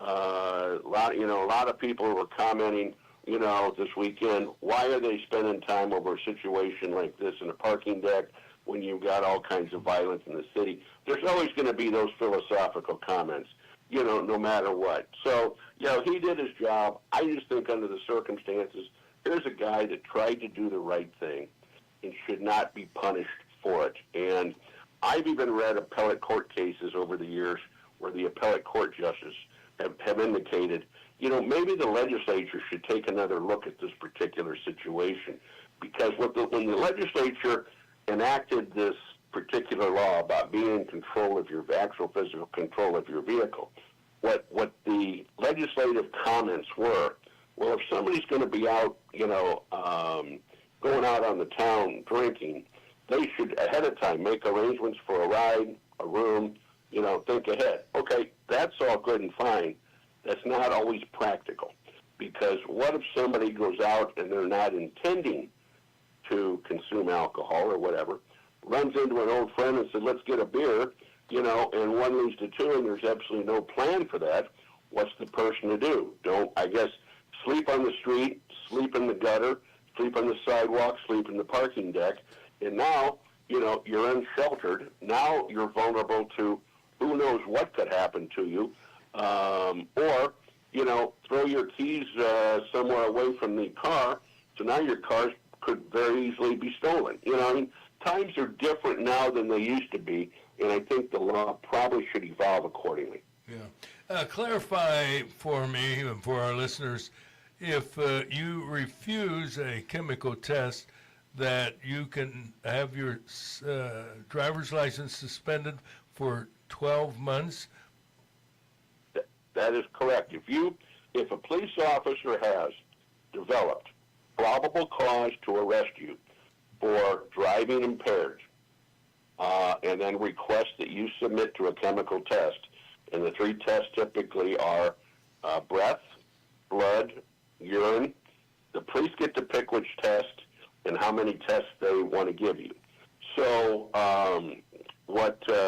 if you say, no, I'm not going to do that, there's two things that typically happen. One is the police will say, fine, we're going to cite you for a refusal. It's not a separate offense in Illinois like it is in other states, but it results in a 12-month suspension starting 46 days after your arrest. So, for example, if you were arrested on January 1st, let's say, and you refused chemical testing after your arrest for DUI, your suspension would begin on or about February 15th, and then it would be for a year. But everybody, no matter who they are, has an opportunity to challenge that suspension, and it's a separate proceeding. It's called a summary proceeding, where you file a petition to say, Judge, we have legal grounds to suggest that this person should not be suspended. The state's attorney is going to defend the suspension. We're going to try to get our client out of the suspension. Now, you know, I think the statistics are 90 to 95% of people who are arrested for DUI end up with that suspension. And it's designed not to be punishment under the eyes of the law. It's designed to protect other motorists and get people temporarily off the road so that they can learn from their mistake and not go on endangering other motorists. In reality, it is punishment because you know, you may not be in a place like Chicago that has vast public transportation. You know, you may need to get to work. You may have to support a family. You may have other obligations, what have you. But, you know, from when you withstand that yourself, it is punishment, but it's quote, under the law, an administrative sanction, not a punitive sanction. So, yeah, and so, you know, one of the things that in this particular case we will do is to say the police officer did not have probable cause to believe that the accused was operating a motor vehicle on a public highway within the state of Illinois. And that's a very fair thing, and that's one of the things you can assert because, number one, he wasn't driving. Two, arguably he wasn't operating the vehicle.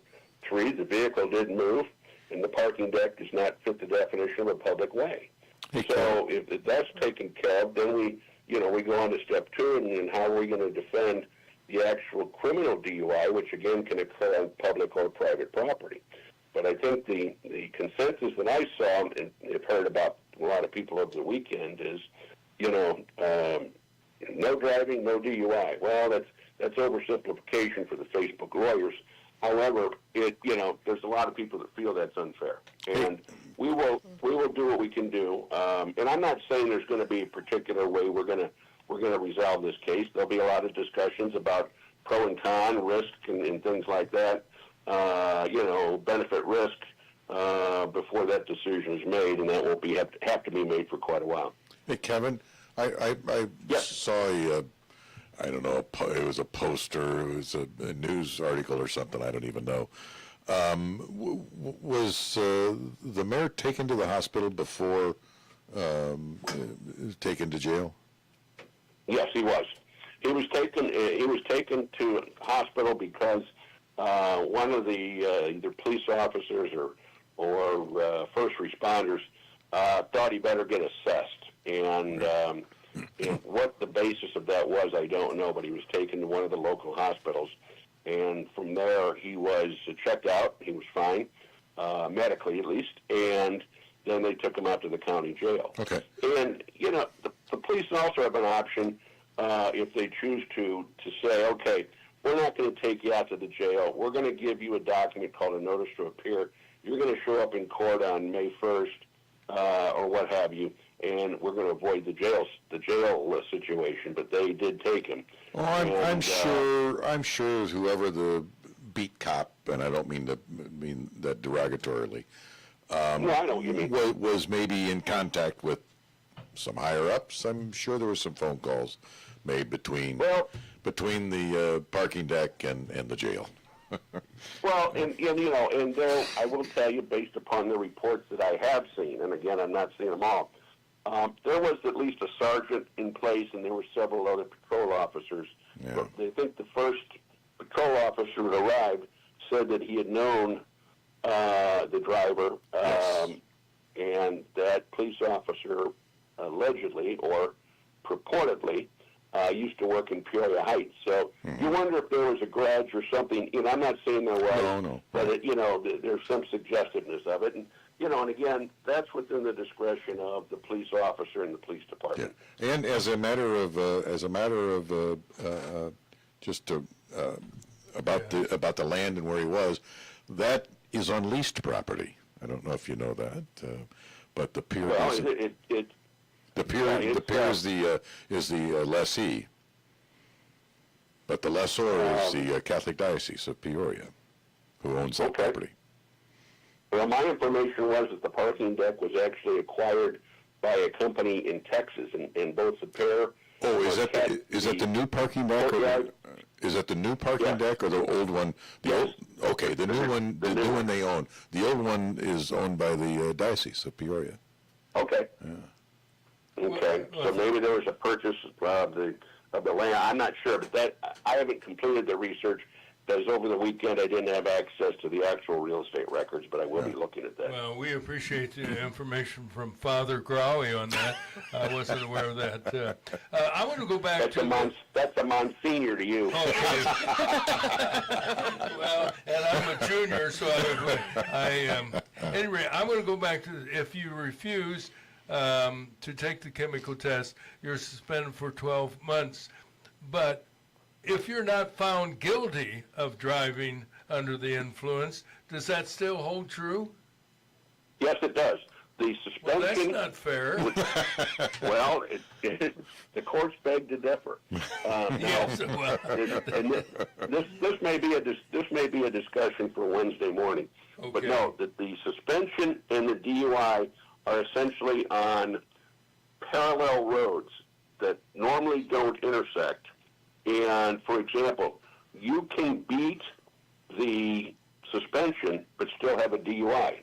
You can beat the DUI but still have a suspension. Or in some situations, if you end up beating the suspension, it automatically results in beating the DUI. So there's, you almost need a Venn diagram to go through this. But let's say, for example, one of the issues, if you're going to challenge the suspension, one of the issues, legal issues you can raise is, did the police officer have a sufficient basis to make a traffic stop? In other words, did he have reasonable suspicion this person violated a motor vehicle law or was otherwise subject to a seizure? If the answer is no, the DUI is out the window as well, because everything that occurs after a bad traffic stop is to be suppressed. The second issue is, did the police officer develop sufficient probable cause to arrest somebody for the offense of DUI? And now, probable cause, there's two things here. You're talking one about, let's say, private property. That would win the suspension, but not necessarily the DUI. But let's say the officer jumped the gun and said, I think he's impaired. Upon a further review, it looks as though he wasn't, and the judge says he didn't have probable cause to make this arrest. I'm going to rescind or cancel the suspension, and then you parlay that into a finding on the criminal side of no probable cause to arrest, and that hopefully takes care of the DUI itself. So there's some things where it takes care of the whole thing. Some things only take care of part of it, and there's still every option still on the table in this situation. All right, we'll let you go, my friend. Thank you for this up-to-date on driving under the influence and other issues, as a matter of fact, related to what happened to the mayor of Peoria Heights. Thanks, Kevin, and we'll see you certainly. Thank you. We'll talk to you next Wednesday. All right, thank you. Thank you. You bet. Kevin Sullivan, Peoria defense attorney, exclusively on Breakfast with Roger and Friends, and we'll continue this as we follow the development of, as we say, the mayor of Peoria Heights. We'll be right back after this message. It's the Animal Stories News Team Anchorman. Me, Uncle Lair, him, little Tommy. You know, Uncle Lair, I'm worried that a lot of people out there haven't made plans about how they're going to take care of their pets in case of a disaster or emergency and they have to evacuate. I sense the caring and the genuine concern in your voice, Tommy. Well, because those disasters have a way of sneaking up without any warning and unleashing devastating fury. Oh, maybe a touch over dramatic, but well put. And that's why you should make plans now, not someday. Someday could be too late. Everything you need to know to handle the aforementioned situation is available online at ready.illinois.gov. Where? Ready.illinois.gov. Yeah, sponsored by the Illinois Emergency Management Agency. And aired in cooperation with the Illinois Broadcasters Association. And this station. That sounds like me early in the morning when the alarm goes off. Well, quite an exclusive, and that's what you get when you listen to Breakfast with Roger and Friends with defense attorney Kevin Sullivan. We have another exclusive. This is a sports exclusive. Dr. Gene Sidler is on the line. Good morning, Gino. Well, good morning, everybody. Happy 420 day. Terry will know what that's about. Oh, yeah, you know that, don't you, Terry? I kind of know now. And you seem pretty happy yourself, Doctor. No, I am not a partaker, but explain it to Roger after the Yeah, well, I have no idea what you clowns are talking about. We'll pass it around. I mean, share it with Roger later. Okay. Well, I just wanted to give you some breaking news, courtesy of BradleyFans.com. Bradley coaches got a commitment last night from a 6'11", strong, physical, athletic center, and that's what they needed. Coach Wardle had said that he plans to use the next couple of scholarships on big men, inside players, since the primary center for Bradley, Ahmet Jaunovic, ran out of eligibility. He was a senior and won't be back. And the backup 7-footer, Kai Yu, he put his name in the transfer portal, and he left Bradley. So Bradley, as of yesterday, had not had any luck getting another center, but this is a center who played for High Point University. High Point had a terrific season, was in the NCAA tournament. He was a backup. He was a reserve center for them, so he didn't play a lot, but he has a lot of potential. His name is Joshua Ibuku Nolua. It's a long last name, Ibuku Nolua. Dave Snell will have a lot of fun with that name. He's actually an Australian kid. Grew up in Australia, although his heritage is African. But he has been in the U.S. and attending High Point University as a sophomore now, so he'll have 2 more years of eligibility. We have a lot more information about him and the other recruits that Bradley has signed this spring. There have been 4 of them so far, and there will be more because there were a lot of open scholarships that they needed to fill. But this guy's 8 foot tall? Josh, no, he's 7 foot. Sorry, he's 6'11". He's 7 foot tall. Kid. Just about. That's about 7 feet tall. Almost 7 feet tall, and he can jump. He's He very can jump from athletic. there? He's going to hit his head on something. Yeah, he could probably hit his head on the rim. Yeah, he's very athletic.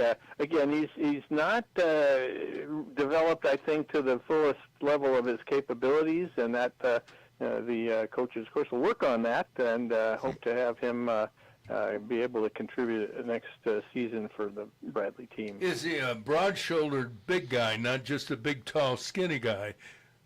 Well, he's not real skinny, but he's not overly bulky and broad-shouldered. I'm trying to think of a comparison. Well, how about player? maybe look a little like Terry Growy? Yeah. Tall, skinny, 4 weak. feet shorter, though. Yeah. He's not bald, but he's You don't know that. I don't know. And where's he from again, Doc? Australia. He is originally from Australia, Perth, I think, on the west coast of Australia. That's of course, a very isolated part of Australia. Yeah. Almost all the population lives on the east coast. There's really only one major city on the west coast, and that is Perth. He played there, and then wanted to come and play in the U.S. Ended up at High Point University for these last 2 seasons. Well, it's exciting news, and you can get more details at BradleyFans.com. Once again, an exclusive. I think you're releasing that even before Bradley is. Bradley has not, well, actually, they did put out a tweet on X.com and also, I think, on their other social media, Instagram, Facebook. But that's all, and the media really hasn't picked up on it yet. But we have all the information on him, and as I say, also on the other recruits. We've got really good news about the Bulgarian point guard that has signed with Bradley and will be a Bradley, well, he'll probably arrive over the summer for summer workouts and so forth, but he'll be eligible as a freshman next fall. His name is Georgi Gerganov. His last 2 games, he scored 33 and 34 points in each of the 2 games, and they're coming to the end of their regular season over there in the Bulgarian Pro League, and we'll see how far his team can go in the playoffs, but can't wait to see that young man. He is a really good, smart player. That's exciting, a big recruit. You know, you mentioned about tweet. I'm going to test the historical entertainment knowledge of Dr. Sidler and our panel here. What was the radio program we used to listen to where the neighbor was talked about his Tweety Pie? That was Mr. Whipple, wasn't it, on Fibber, McGee, and Molly? Oh, you're too young. You wouldn't know Terry. Oh boy, that's a I'm long familiar time with ago. I remember with the Fibber program. Yeah, but I think never Mr. watched Whipple, he would talk. He had a real Mr. Whipple sold toilet No, paper, that's didn't he? Whipple. This is Whip. I don't know what it is. It's a But anyway, he would squeeze the talk Sherman, about his right? wife as Tweety Pie, or Sweetie Pie for that matter. Anyway, that's a sweet story. Another exclusive with Dr. Siddler. I'm telling you, Good job, Doc. sign up for BradleyFans.com. And he has, what'd you say, 1 million hits? Oh, yeah. He's making millions of Oh, dollars. way more He's than that. making millions of yeah, dollars. we get 3 or 4 million page views per month. So $1 a piece? that's, Look at that. That's some serious money. I wish. No, everything's free. You don't even have to sign up, even though that's free too if you want to Oh, you're register. missing the boat there, Doc. You have a few extra perks if you register. You're missing the boat. Well, that's an exclusive, and we're talking about a big 6'11" guy, Joshua Lawa. Ibuku no Lua. Well, forget the Ibuku. Anyway, we welcome him. That's getting close. Yeah. Check out the website. All right, check it out, Brad. Ibuku no Lua. Lua. Let's just call him You Looky. I'm sure Dave Snell will figure out a shorter version. Yeah. Call him. Yeah. Because when you're doing play-by-play, you can't have too many long names. No, you sure can. That's why you often called AJ. Yeah. Because, anyway, thanks. And Duke, and Duke Dean, yeah. Duke Dean was the Duke, and Dr. Siddler is Gino, as in Gino Ford. No, we don't want to go there, do we? No. Hey, Gino was a good guy. I got to know him pretty well. Really nice guy. Just didn't have much success. He wasn't a coach. He was just a nice guy. Nice guy. All right, thanks, Gene. Appreciate it. Another exclusive in the world of sports. You can check it out at BradleyFans.com. Thanks, Gene. All right, talk to you later. You bet. See you, Doc. Dr. Gene Sidray. It's time for news, weather, and sports on WAZU, FM 90.7, Roger Monroe and friends. We're having breakfast, or at least Terry Growy had breakfast. I did. Hey, thanks a lot, pal. Bring your egg next time. Egg fouillon. We'll be right back. Don't go away. We're also on YouTube. Good morning to everybody on WIP.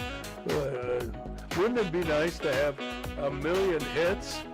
I mean, this guy, no matter what he touches, it's gold. It's gold. He's got more money than you. I know.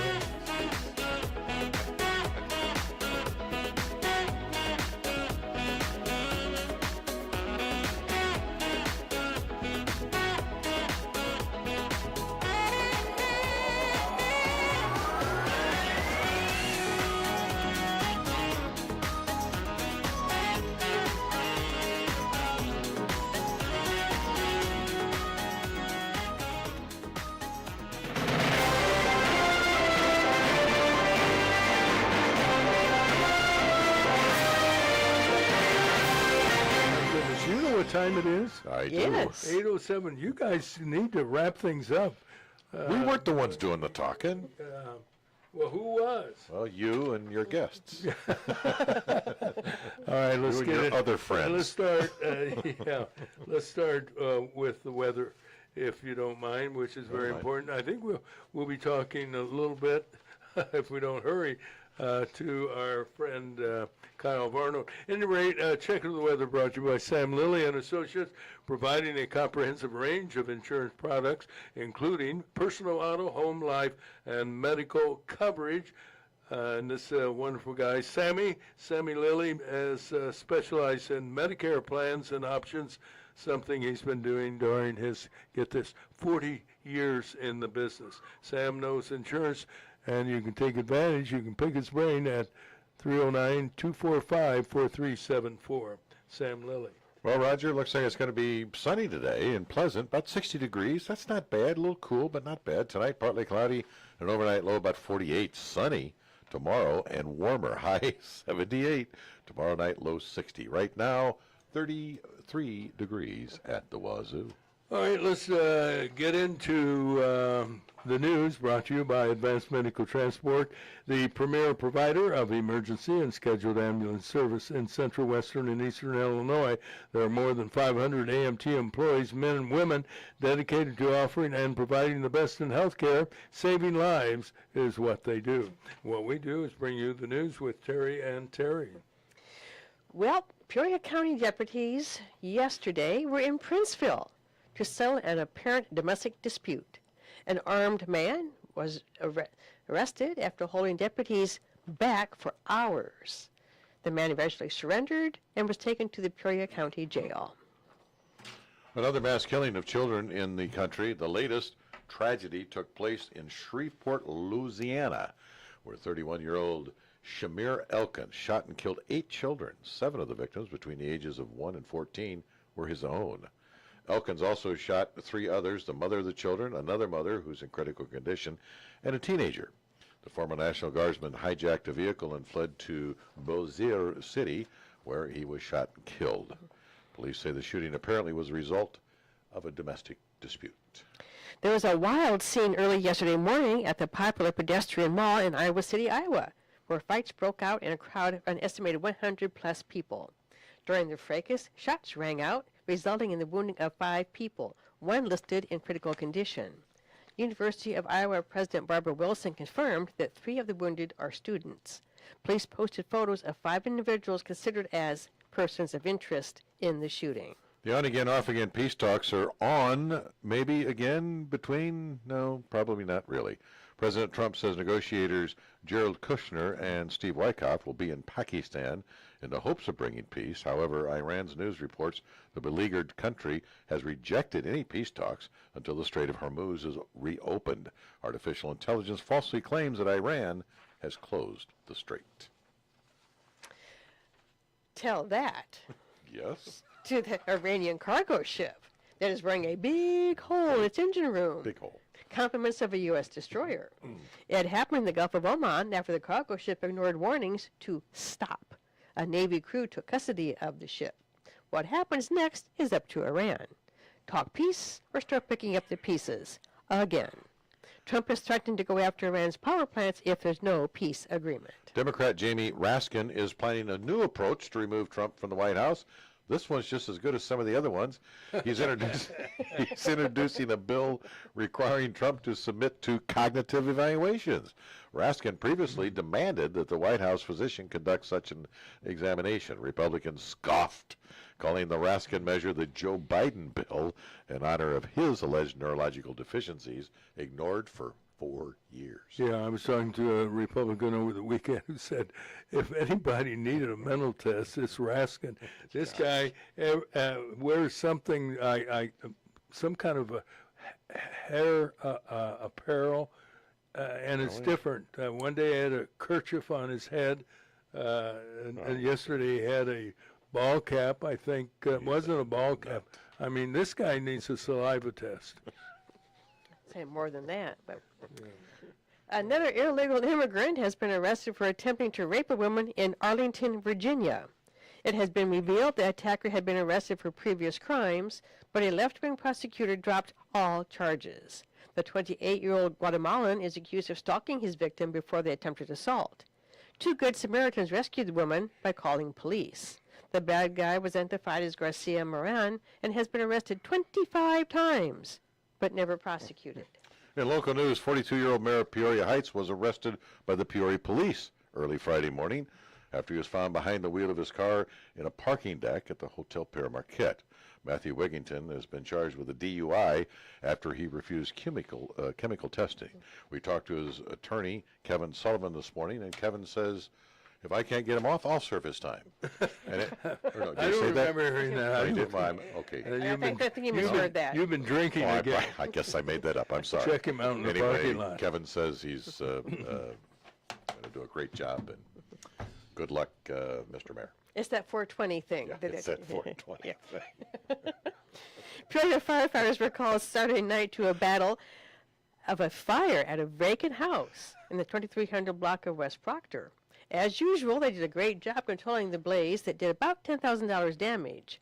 3 firefighters took bites from the 3 dogs they rescued. Ooh. 2 of them had to go to a local ER, that's the firemen, for treatment while the dogs are in quarantine. Oh. It could be called a 3-dog night. 3-dog night. What was the name of the song that you said? Oh, pick one. Jeremiah was a bullfrog. Jeremiah was a bullfrog. Mama was, told me in not a- to come. In a movie. Do you know what movie Jeremiah was a bullfrog was in? No. The Big Chill. Oh. They started the movie with that. Who starred in that movie? Kevin Kline. Who? Kevin who? Kevin Kline. Paige, what was her name? Her don't last know. name? Bernie? No, it was a gal. Oh. I don't know. Bernice? No. But I think, wasn't Jeff Goldblum in that? Jeff Goldblum was in that, and the guy who played in the Alien was an alien. Shoot. Tom Skerritt? No. Well, he came back to Earth as an alien. I tell you what, somebody Jeff can, Bridges? somebody who can help you out on that Yeah. is on the line, and that's Mr. Weather Kyle. Yeah, You know what we're talking about? Who's in Kyle? The Big Chill, Kyle? The Big Chill. Oh my gosh, that movie came out when I was a kid. It's a great movie. What about Kevin it? Kline. Kevin Kline. I know of Molly Ringwald. No, Kevin Spacey. Molly Ringwald was it? No. John Leguizamo. No. John Lovitz. No. You John never, McClane. you never saw the movie, did you? Well, no, he said he was a Mark little kid. Gibson. No, sir. I remember hearing about it. It was a great. Who No, was in the movie, I- Terry? Oh, okay. Here we go. She's got the answer. Who was in the movie? Glenn Close. There you go. William Hurt. Yeah, William Hurt. That's who you're thinking of? Yeah. Okay. Kevin Kline, yes. Jeff Goldblum, yes. Oh, Tom Berenger. Yep. Tom Berenger. Meg Tilly. Meg Tilly. Yeah, she's What great. was the big Joe show Beth about? Williams. Joe Bethwell. What a doll. And Kevin Costner, but I think he wasn't he the dead guy. He was. just Yeah, had- you didn't see him. He was. He Yeah. opened the show, but you What didn't. was the movie about? It was college roommates, college friends Get get together. together at a funeral of a friend who had taken their life, and they all spent the weekend together, and just how their lives had changed. Sounds And boring. reminisce Oh and- no, it's a great, With and the the people in soundtrack the is movie. incredible. Really? The music? Oh, the soundtrack The is Big great. Chill. It's called The Big Chill. It's a great movie. One of my that and 19 Casablanca, one of my all-time favorites. 1983. Yeah. Wow. Yeah. Well, with the cast, I guess so. Did it Oh, win yeah, it was any great. Academy Awards? You know what? I Any don't think nominations for it? I don't know about winning any awards or not. I don't know. I will look it up. But it's a great show. Anyway, it's cold outside. Yeah. Terribly cold outside. This is not supposed to be this way. Well, we've got, 34 degrees? no, we're up to 42. What? Okay, well, mine according was... to- well, look it up on What's on your yours. car, Kyle? What's your car say? Oh, good. You guys are done talking about some obscure movie. We're going to talk about weather. Wonderful. Yeah, that's my good. car says 43 degrees See, there you on the go. middle of the Okay. Pluggage Bridge. Okay, 43. All right. And high today, 60? 62. 62. There you have it. Yeah. Call me a liar for 2 degrees. Then we have a warm front coming in, don't we? I will call you a liar. 2 degrees. Thank you. Yeah, tomorrow's 78. 80. Okay, 80. well, correct. See, there. No, I'm just see- going to raise the ring by 2 degrees because that's all he's Well, doing. see, you're reading It's an about 2 outdated degrees, one. really. Yeah, all he's doing, he's just screwing with me. He's just raising it 2 degrees. No, he's just to- right. He's right. He's Okay, Mr. well, Weather. we'll see. Tomorrow night, low 60 is all, right? So not bad. No. Tomorrow, that's the thing. With the southwest winds, and I know you don't like me expanding on things. Oh, no, with go the ahead. I love southwest this. winds, oh, well, that's wonderful. It's actually going to bring in warmth. So the winds have shifted out of the south this morning, and we're already seeing elements of that and notes of it because we're already in the mid-40s. Okay, well, you can't and see the we temperature. You can probably- feel it, but you can't see it. But go ahead. You can feel it. That's what you said you could see it. Correct. Okay, go ahead. No, you can see it on the thermometer. Well, it just depends on which one we've already... Kyle, Oh, jeez. don't respond to his comments. Just go on with your weather. Okay, yes, sir. Ignore him. We can't, but you can. Go- Okay, go on. So the wind, okay, and scene, okay, go ahead. Where were we? I'm sorry, what'd you say? Go ahead and give the weather, Kyle. Please. Oh, thank you. So yeah, what a night! Friday night. We talked about it Friday morning. We talked about it all last week, and the setup was legit. And boy, did they drop like high wire acts to the circus. I actually called my weather report. The circus comes to town, which I posted early Friday afternoon. And what a show! What a show we had in store Friday night. Once that line of storms, and I was telling my neighbors about it around 6 o'clock. I was out playing with my daughter in the driveway, and we could see the storms off, the high clouds in the distance. We're still about an hour and a half away from arrival.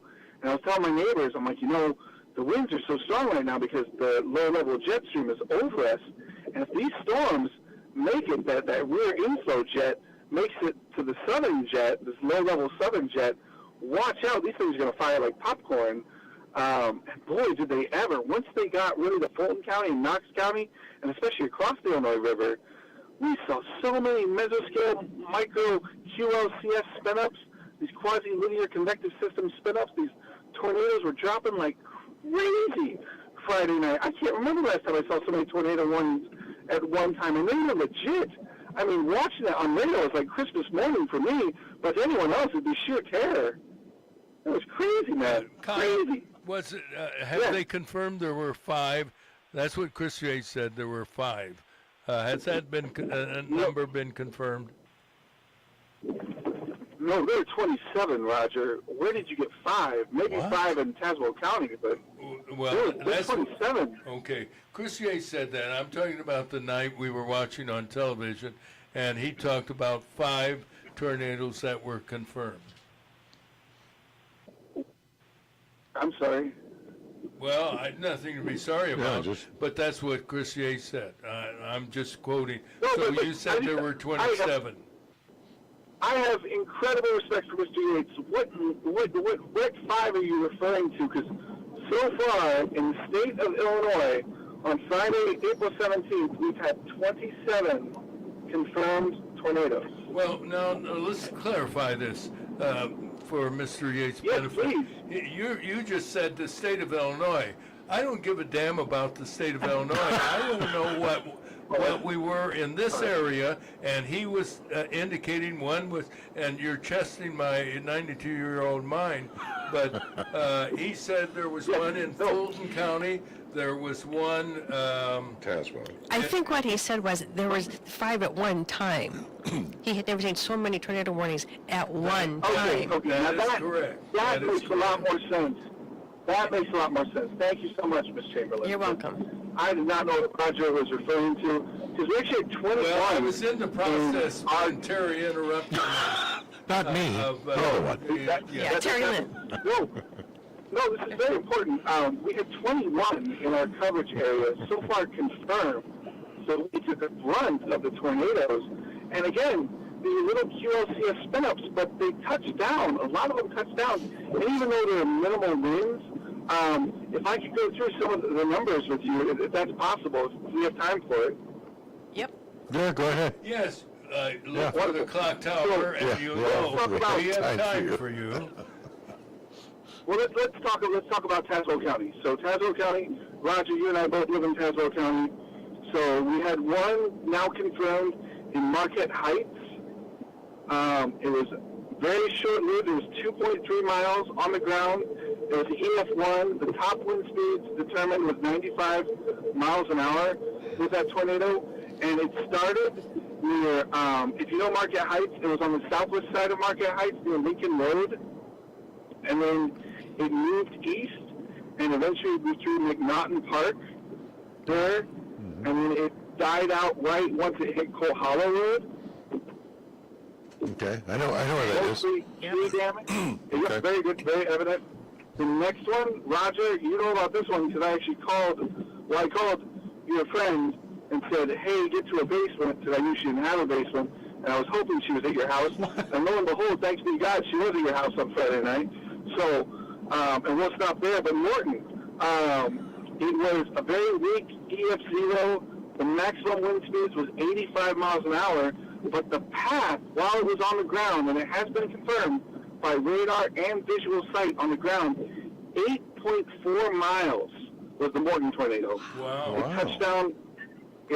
touched down near the Cape Cod Apartments on the northwest side of Morton.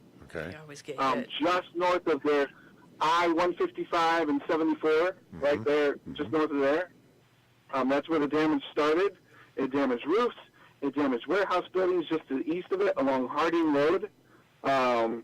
There where the car dealerships are and G&D's over there. If you know what I'm talking about. Yes, Yep, I know where exactly you're what you're at. talking about. Yep. Not far from And Walmart. once it reached Jackson Street in Detroit, it snapped off a power pole there. Oh, wow. And it also damaged some more roofs. And it went across 74 right there east of Detroit Avenue. Oh, okay. Yeah. Wow. It did a lot of tree damage in that subdivision. And then finally, 8.4 miles later, it died out just south of Deer Creek, Illinois. And photo evidence and radar has confirmed 8.4 miles was the length of that very weak EF0. How long was that on the ground then? That was on the ground, what, like 5 minutes? 4 miles. I can't give you a time frame. I'm sorry. Well, it had to be at least 10 minutes, right? Well, maybe not 10 minutes, but Yeah, 5, 10 8.4 minutes. miles moving at a speed of about 45 miles an hour. Yeah, more than 10 minutes for sure. Yeah, wow.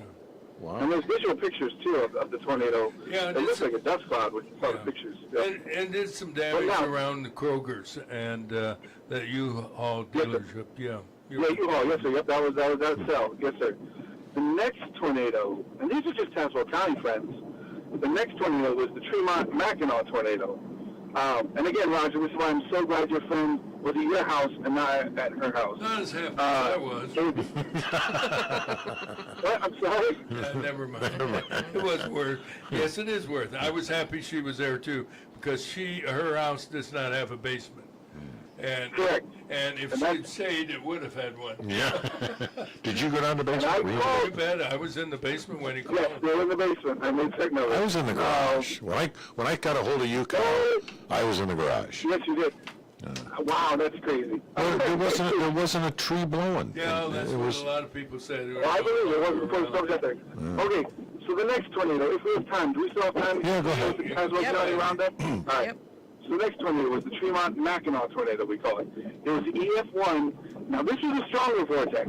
The maximum wind speed on this has been determined to be 110 miles an hour at the surface. Wow. Yep. It was 10.7 miles on the ground. Holy It cow. started just near Lake Windermere, very east of Tremont. Are you familiar with Lake Windermere? Yes. Yep. Sure are. Yep. Yeah. Oh, no. Yeah. Yep, all right. And then it continued along essentially just between Route 9 and Broadway. It was very similar to a tornado we talked about Friday that I chased back in 2007, the night tornado, which again, I don't like chasing tornadoes at night. The line of sight, it's terrible. Granted, we had a lot of lightning flashes with Friday night storms, but still, it's very terrifying when you have tornadoes at night, just like it truly is. Yeah. So it progressed through Mackinac, and then finally at Heritage Lake, and we talked about Heritage Lake, there northeast of Mackinac, there were lots and lots of tree damage, but the path of debris is in succession that it was a tornado on the ground at moving at hundreds of mile an hour wind damage. It was moving roughly about 35 miles an hour. It finally moved into northwest McLean County near a town called Danvers. Yeah. Yeah. Mm-hmm. All right. And then it knocked over 3 large power poles. So you know those high wire power poles that you see when you go on the expressway to Bloomington? Mm-hmm. Yeah, It yeah. snapped those. Jeez. Yeah, it snapped those. That's how strong it was. Wow. Ameren doesn't like that. Those poles are very expensive to put up. They have to paint them. They use a helicopter to do it. Oh, wow. It's insane, yeah. So it dissipated right after that. Now then, that same storm dropped a tornado, or that line of storms dropped a tornado near Rivian in Bloomington. This is historic for Bloomington Normal. And Terry, Mr. Gowley, I know you have a daughter in Bloomington Normal. I do, yeah. The city of Bloomington Normal, in that line of storms, had 4 different tornadoes in the city Oh, from wow. Friday night storm. Wow. Yes.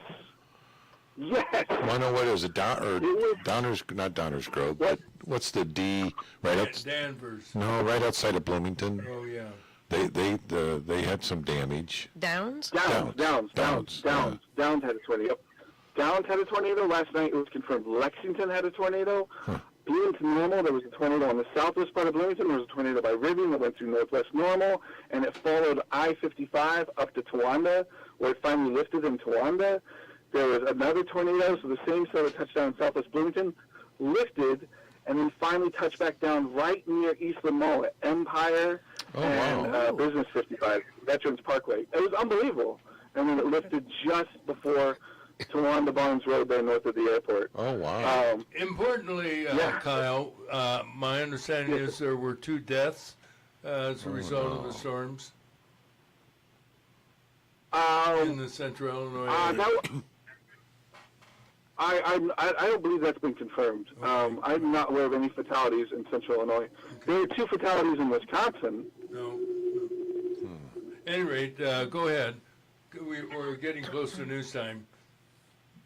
No, you're fine. But no, so thanks. That was a crazy, crazy night. Thanks be to God. The warnings were there. People were aware. People that listened to our show knew about what's coming. People that listened to Mr. Yates and Mr. Walter, they had great coverage. They were on TV for like 5 hours straight. But that's okay because it was a monumental landmark line of thunderstorms, a complete outbreak. It'll probably bump up our numbers to the point where we will exceed last year's 110 tornadoes in the state of Illinois in 2025, which was a new record. With 27 on Friday, it'll probably give us another record for 2026. Yeah, and there was another... Just an unbelievable day. Yeah, there was another record broken also that night that I think you're aware of, but you just haven't mentioned it. It is the first time on local television that weathermen did not roll up their sleeves. The one guy had him. I was going to text you, Kyle. He goes, look. He started. He unbuttoned his cuffs and he had him turned up once. But he was the only one. Mr. Walter. Yeah. That was Mr. Walter because Chuck Collins texted him and said, "You got to do this and that." And that way people believe you. It's much Put your tie down and look hassled and worried and anxious. Oh my God. That did not happen, and I commend them for it. However, a neighbor told me you rolled up your sleeves. I wrote up what? I'm sorry? You rolled up your sleeves on your shirt that night. Oh, yes. I changed into a T-shirt, and I was wearing T-shirt and shorts. You didn't have to do that. All right. Well, boy, you talk about a comprehensive tornado report. That's, ladies and gentlemen, is A+ by Mr. Weather Kyle Varno. God bless you. You did an outstanding job. God bless you. Thanks, Kyle. Great week ahead. Enjoy the weather this week. We're going to be in the 80s, and then we'll see some rain and thunderstorms on Friday, but a nice weekend in the 60s. Just a great weather week ahead. Enjoy it. No tornado threat, no severe threat whatsoever. You got it. Okay. Thanks, Kyle. Thanks, Kyle. All right, guys. Take care. Have a good week. Bye-bye. We'll see you. Kyle Varno, Mr. Weather, as he and he, by the way, he was live. Yes, he was live. Time's a little too long.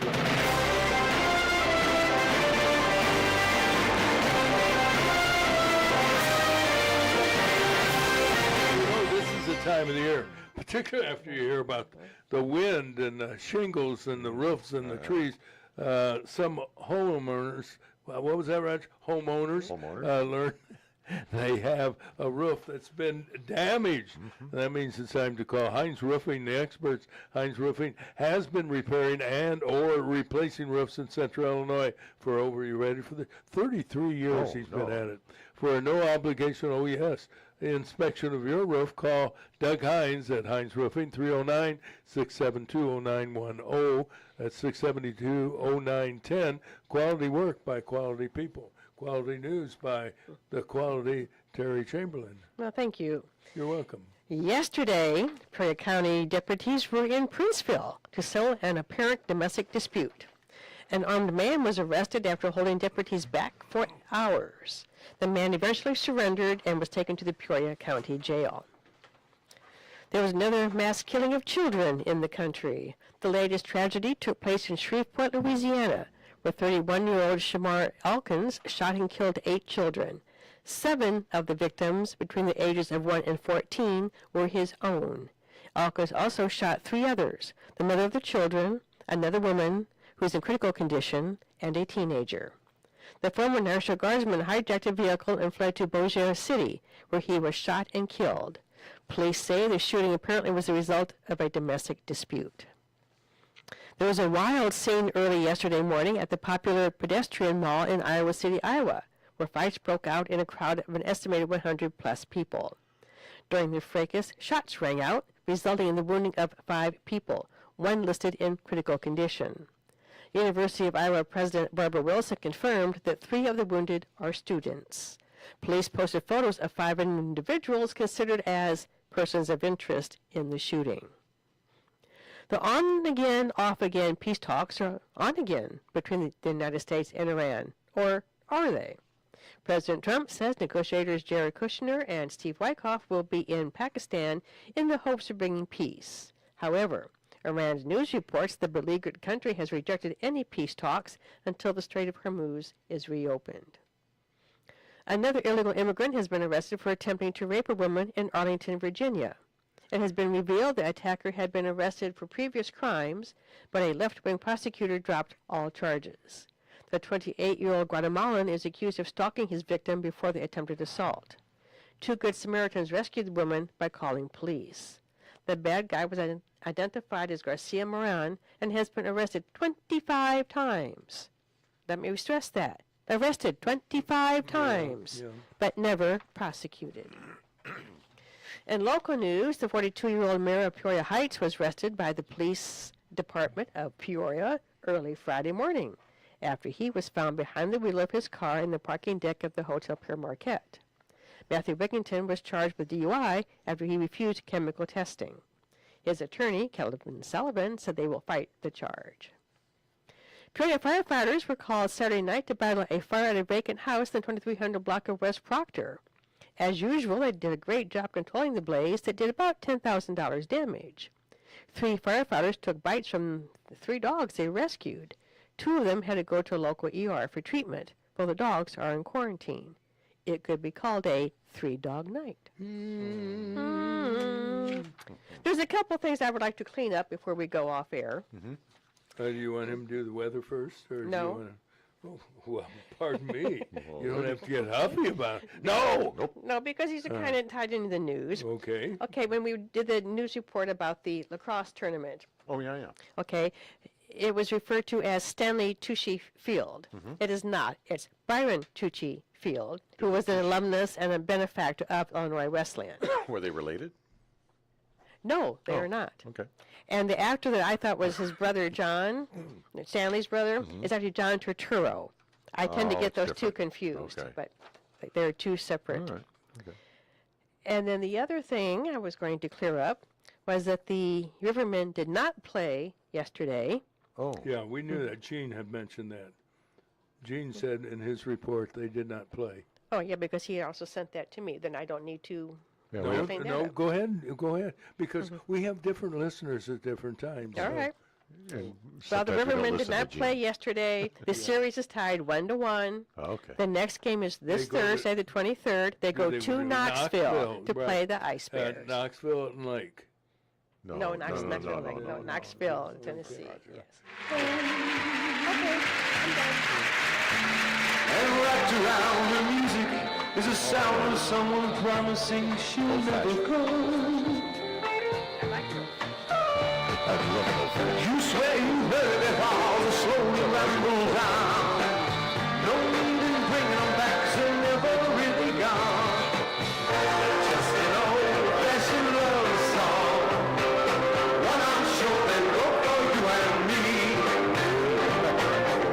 Just an old-fashioned love song, coming down a 3-part harmony. To weave our dreams apart and listen to each even when the lights are low. To underscore our love affair with tenderness and feeling that we've come to love. You swear you heard it all, the slow rambles on and on. No need in bringing them back, 'cause they're never really gone. Just an old-fashioned love song, coming down a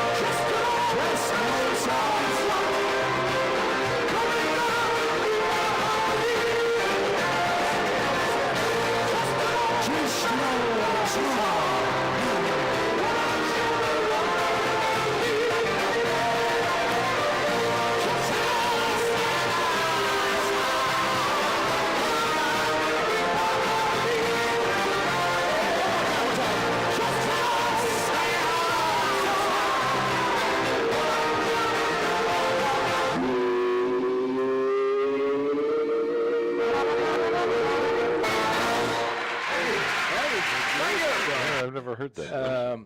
The thing I like about it is they don't repeat it very often. I mean, just an old. How many times did they say it? Right, I lost track. count at 88. Because I can't go any higher. my. 1975. 1975. And The that Bee had to be a Gees. big hit on the charts. That was a big hit when we were playing Stacks and Stacks, Wax and Wax, the pick of the clicks, the ones that watch the oldies but goodies, the top 100 hits. Hey, ladies and gentlemen. Yeah. Did you, you played, you were on WMBD, but they didn't play music. Yeah, that was rare. Yeah, KZ93, their FM station. Well, did, KZ93, that's a different story. But do you know there's only Well, the AM one station viable AM station now in Peoria? What do you mean And that's, viable? On the air, No, people listen to. MBD? That's WMBD. That's the only AM station left. Yeah. Some clowns bought 1350, and they're playing R&B that nobody listens to. And WRL is off the air. They turned it WPEO, AM, Clear Channel is a WXCL, religious. that was- And, WXCL was 1350, which is now WCBM or BO or whatever. And then 1140 that used to be WSIV is now WVEL, and it's a religious station. WWCT, is that still on? That's still on. FM. Yeah. Oh, right, So, right. Okay. with the advent of there is a story that some manufacturers of high-end automobiles will no longer have access to AM radio because they heard that. maintain I've heard that rumor people. too. Yeah. People are turning off AM radio stations. Yeah, what are we? FM. Yeah. Other than that, I have no answer for that. Anyway, you have the weather. I do. Today it's And the gonna be, weather brought to you sunny. by Realtor Kathy Reynolds. Oh, as she's the a sunny weather person. improves, so does the interest in looking perhaps for another home. Oh, yeah. So if you're in that Pick up real category, soon. all right, and you did that, you bought a new home down in Florida, I down bought a at few. Niceville, and I understand with your arrival they now called it Uglyville. But I don't know whether there's any truth to that. Anyway, back to Kathy Reynolds. She's available to help you in your search, and you can reach Kathy today at 309-696-2162. Call her after the Give weather her a with call. I will. Terry. Sunny and 62 today, Roger. Tonight, just 48. Tomorrow, 78. Wednesday, sunny, 80. Thursday, 81. Look for rain around Friday, high about 72. Right now, it's 43 at the Wazoo. You got it. You know, there is a movement by the state of New York is, politically we know where they are, and there's somebody, and I think it's Mandami or whatever the commie's name is, that, he is. He may not be a member of the Communist Party, but, you know, having a national grocery store is part of the some communist leanings. He has some communist leanings. philosophy. Yes, he yeah. does. Leanings. If he leans any more to the left, he'll fall over. They've got this grocery store that's going to cost $39 million, and you know that'll be a heck of a bargain, won't it? Oh, yeah. We'll see how long the shoplifters keep it open. As you know, there have been more than one store in Peoria closed as a result of shoplifting, and that includes allegedly the Kroger store in Sterling. Why that would close is there's no other reason other than and the same reason CVS closed in the Wardcliffe Shopping Center and Big Lots because of the shoplifting. I remember years ago talking to a top executive for Bergner's, big sponsor of St. Jude Telethon at Channel 25. I said, do you have a problem with shoplifting? He said, we certainly do. And I said, do you prosecute them? He said, well, it's kind of hard. Usually we fire them. He said, our biggest problem is employees stealing from us. Wow. Yep. Yeah. Remember at Bergner's, it was her name, Mary Bonner was her name. She was the security guard, plainclothes security gal. At Bergner's? At Bergner's. I didn't know It that. was Bonner, and she used to walk around, and pretend she was I was shopping. wondering why what she looked like, because some woman was following me. She was a in the dark-haired women's- lady. That was her. Good size. Thought she was. And we knew who she was, and we would terrorize that poor lady. We never stole anything, but You just we would. You don't look like a guy that would do that, so I'm shocked and dismayed. I know. I was a very good student and child. How growing old up. were you? 44? It was a couple of years ago. Well, back to my original point, and Yes. that is this guy wants to give prisoners in Rikers Island, which is a bad place, it's kind of like Alcatraz, the right to vote. That's just what we need. That's a good don't we? idea. Yeah. I tell you. You know, What's going and I'm on? not surprised the way that the direction of some states are going right now with bills and measures and taxes. And so, they keep saying we're going to tax the rich. Well, would you define rich for me? The latest saying one who made 150,000, and you can only tax the rich so long. You can't put a number on rich. No. I'm sorry. I know you That's can't. not a number. That's a. I can tell you what poor means. I can what poor means. Yeah. Exactly what that means. Yeah. I know what that feels like. Yeah, you bet. There's something else that I wanted to ask you about, because you've been in the assessment business, haven't you? I'm familiar with Yeah. the taxes, the Yeah. taxation process. Yes. Get your feet on the Sorry, side. kicked you there. Anyway. Get a cramp in my leg. Yeah. At any rate, I've always wondered, and it'd be great if Sean Solberger or his assessor, they give assessments on damage at fires. Oh, I know. And I wonder how they come to that conclusion. I know it's rough, because they use the word estimated damage at 10,000. When you hear about a fire at a vacant house in a certain part of the city of Peoria, you wonder, how did you come to that conclusion? I don't think you they should probably do it. can't sell that dump for 10,000. I don't think they should do it because that gets involved. Insurance companies are going to get involved, and contractors are going to get involved. I don't think it's personally, I don't think it's the fire department's call to tell me how much damage there was to a property. I don't. Yeah, I think it's hard to tell. You're there to fight a fire, fight the fire, and and go grocery shopping. They do go grocery shopping. Yeah. The other part of where we get involved, lay people, is when there's a tornado or windstorm and you have damage on your roof. Yeah. Then it is interesting because roofers come in and they give you a pretty much, I remember, I won't mention the national company, but I've had at least two damaged roofs where my roof had to be replaced. The last company two guys came together. We're happy together. At any rate, the turtles. They walked around the house outside, and they got on a ladder and got on the roof, came down, got back into their vehicle, and sat there for about an hour, and then brought in a check. A check? Yes. Wow. I'd never That's a nice seen that insurance before. company.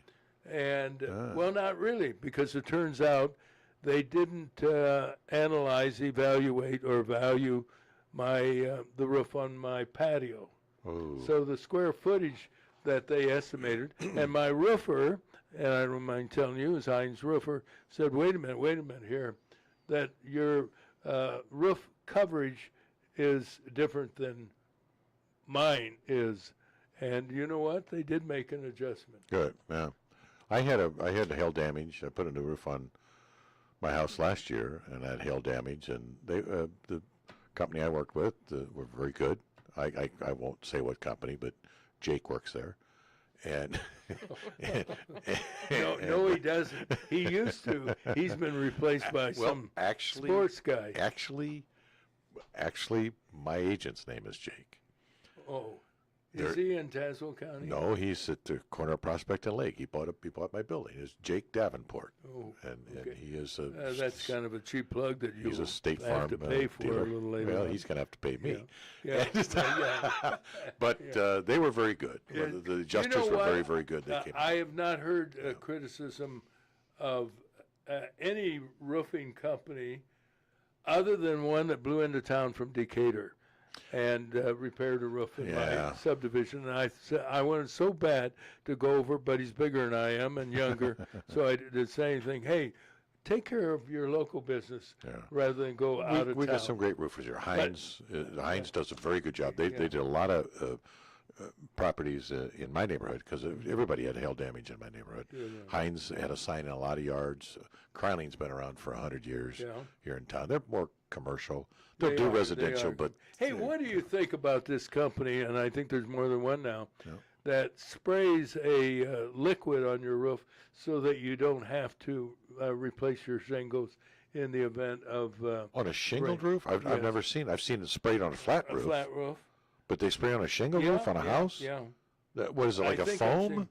Well, it's a liquid, that's all I know. But I've seen it on flat roofs. Oh, I don't know. Flat roofs are notorious. We had an apartment building that my dad owned, and it had a flat roof.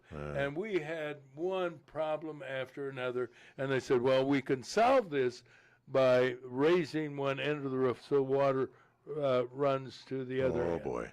Yeah. Was it and I turned them down. Was I it said no. pitch and pea? Yes. No. I don't know about the pea part, but No, it's pitch and pea. So it's pitch. It's with you tar and gravel, right? Yeah.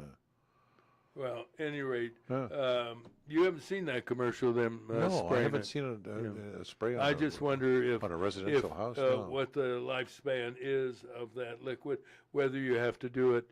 I don't know. Every year, or every one of these 5 days years we'll call our new sponsor and find out.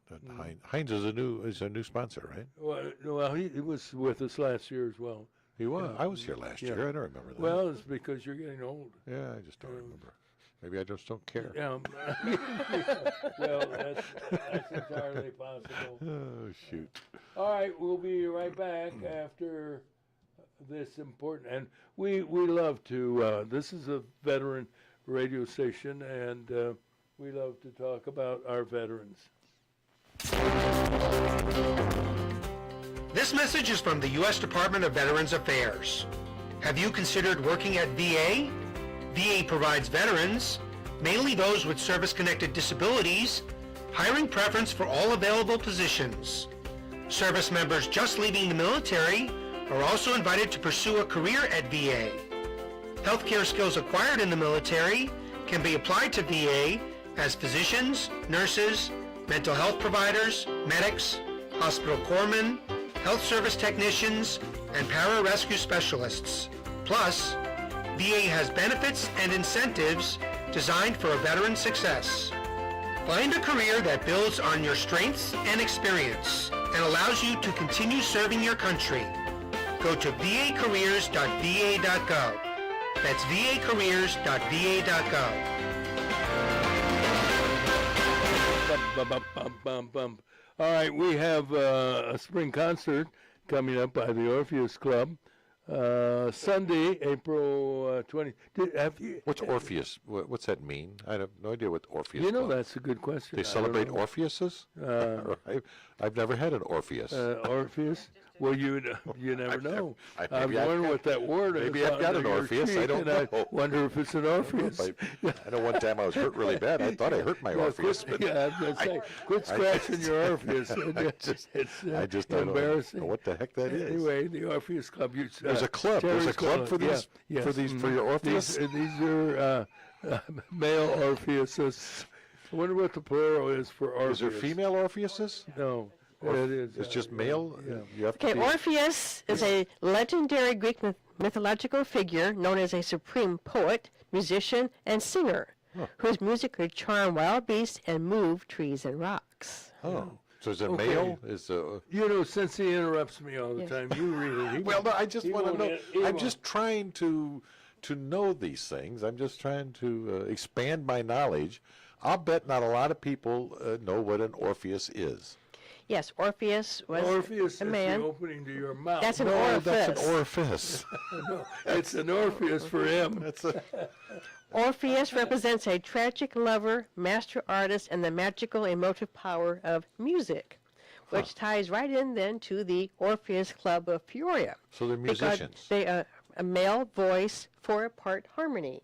Well, then they're Orpheans. Yes. Orf.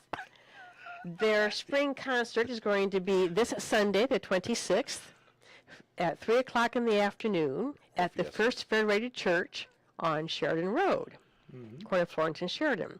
There are no reserved seats, so they suggest you get there about 2:30 or so to stake out your seat. Would they be called an Orpheisian? Is that a person who's an Orpheus? That's a Be good an question. Orpheisian, maybe? Orpheus and Cultural reference used to describe someone with extraordinary musical abilities or an inconsolable lover. That could be. I could be in that category. And I can tell you they do a great job. They've been around for years and years.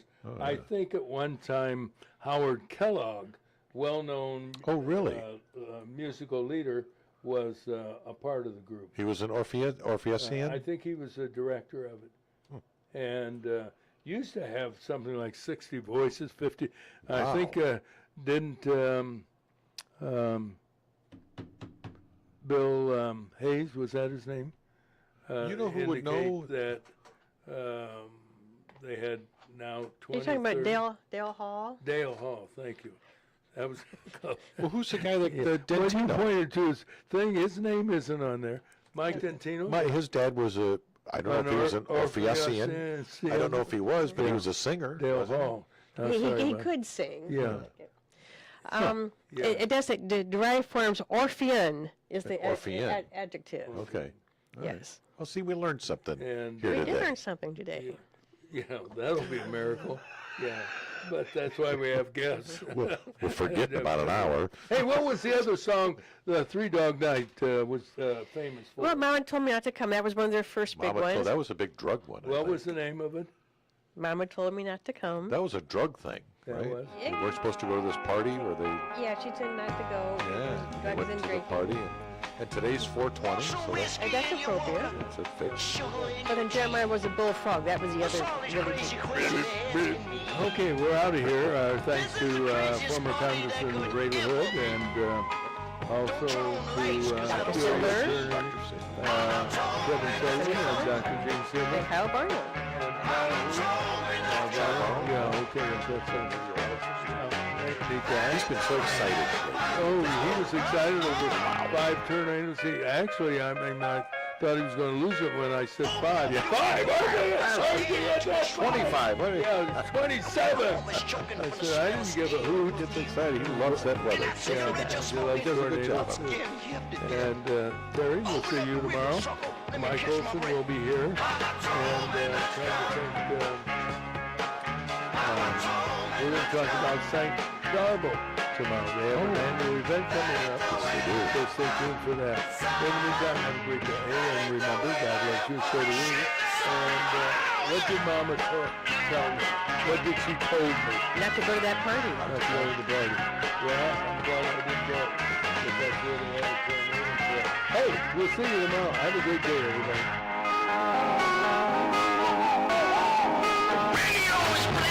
Someone's knocking at the door.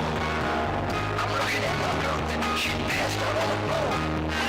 I see so many things I ain't never seen before. But you know what it is? I don't want to see no more.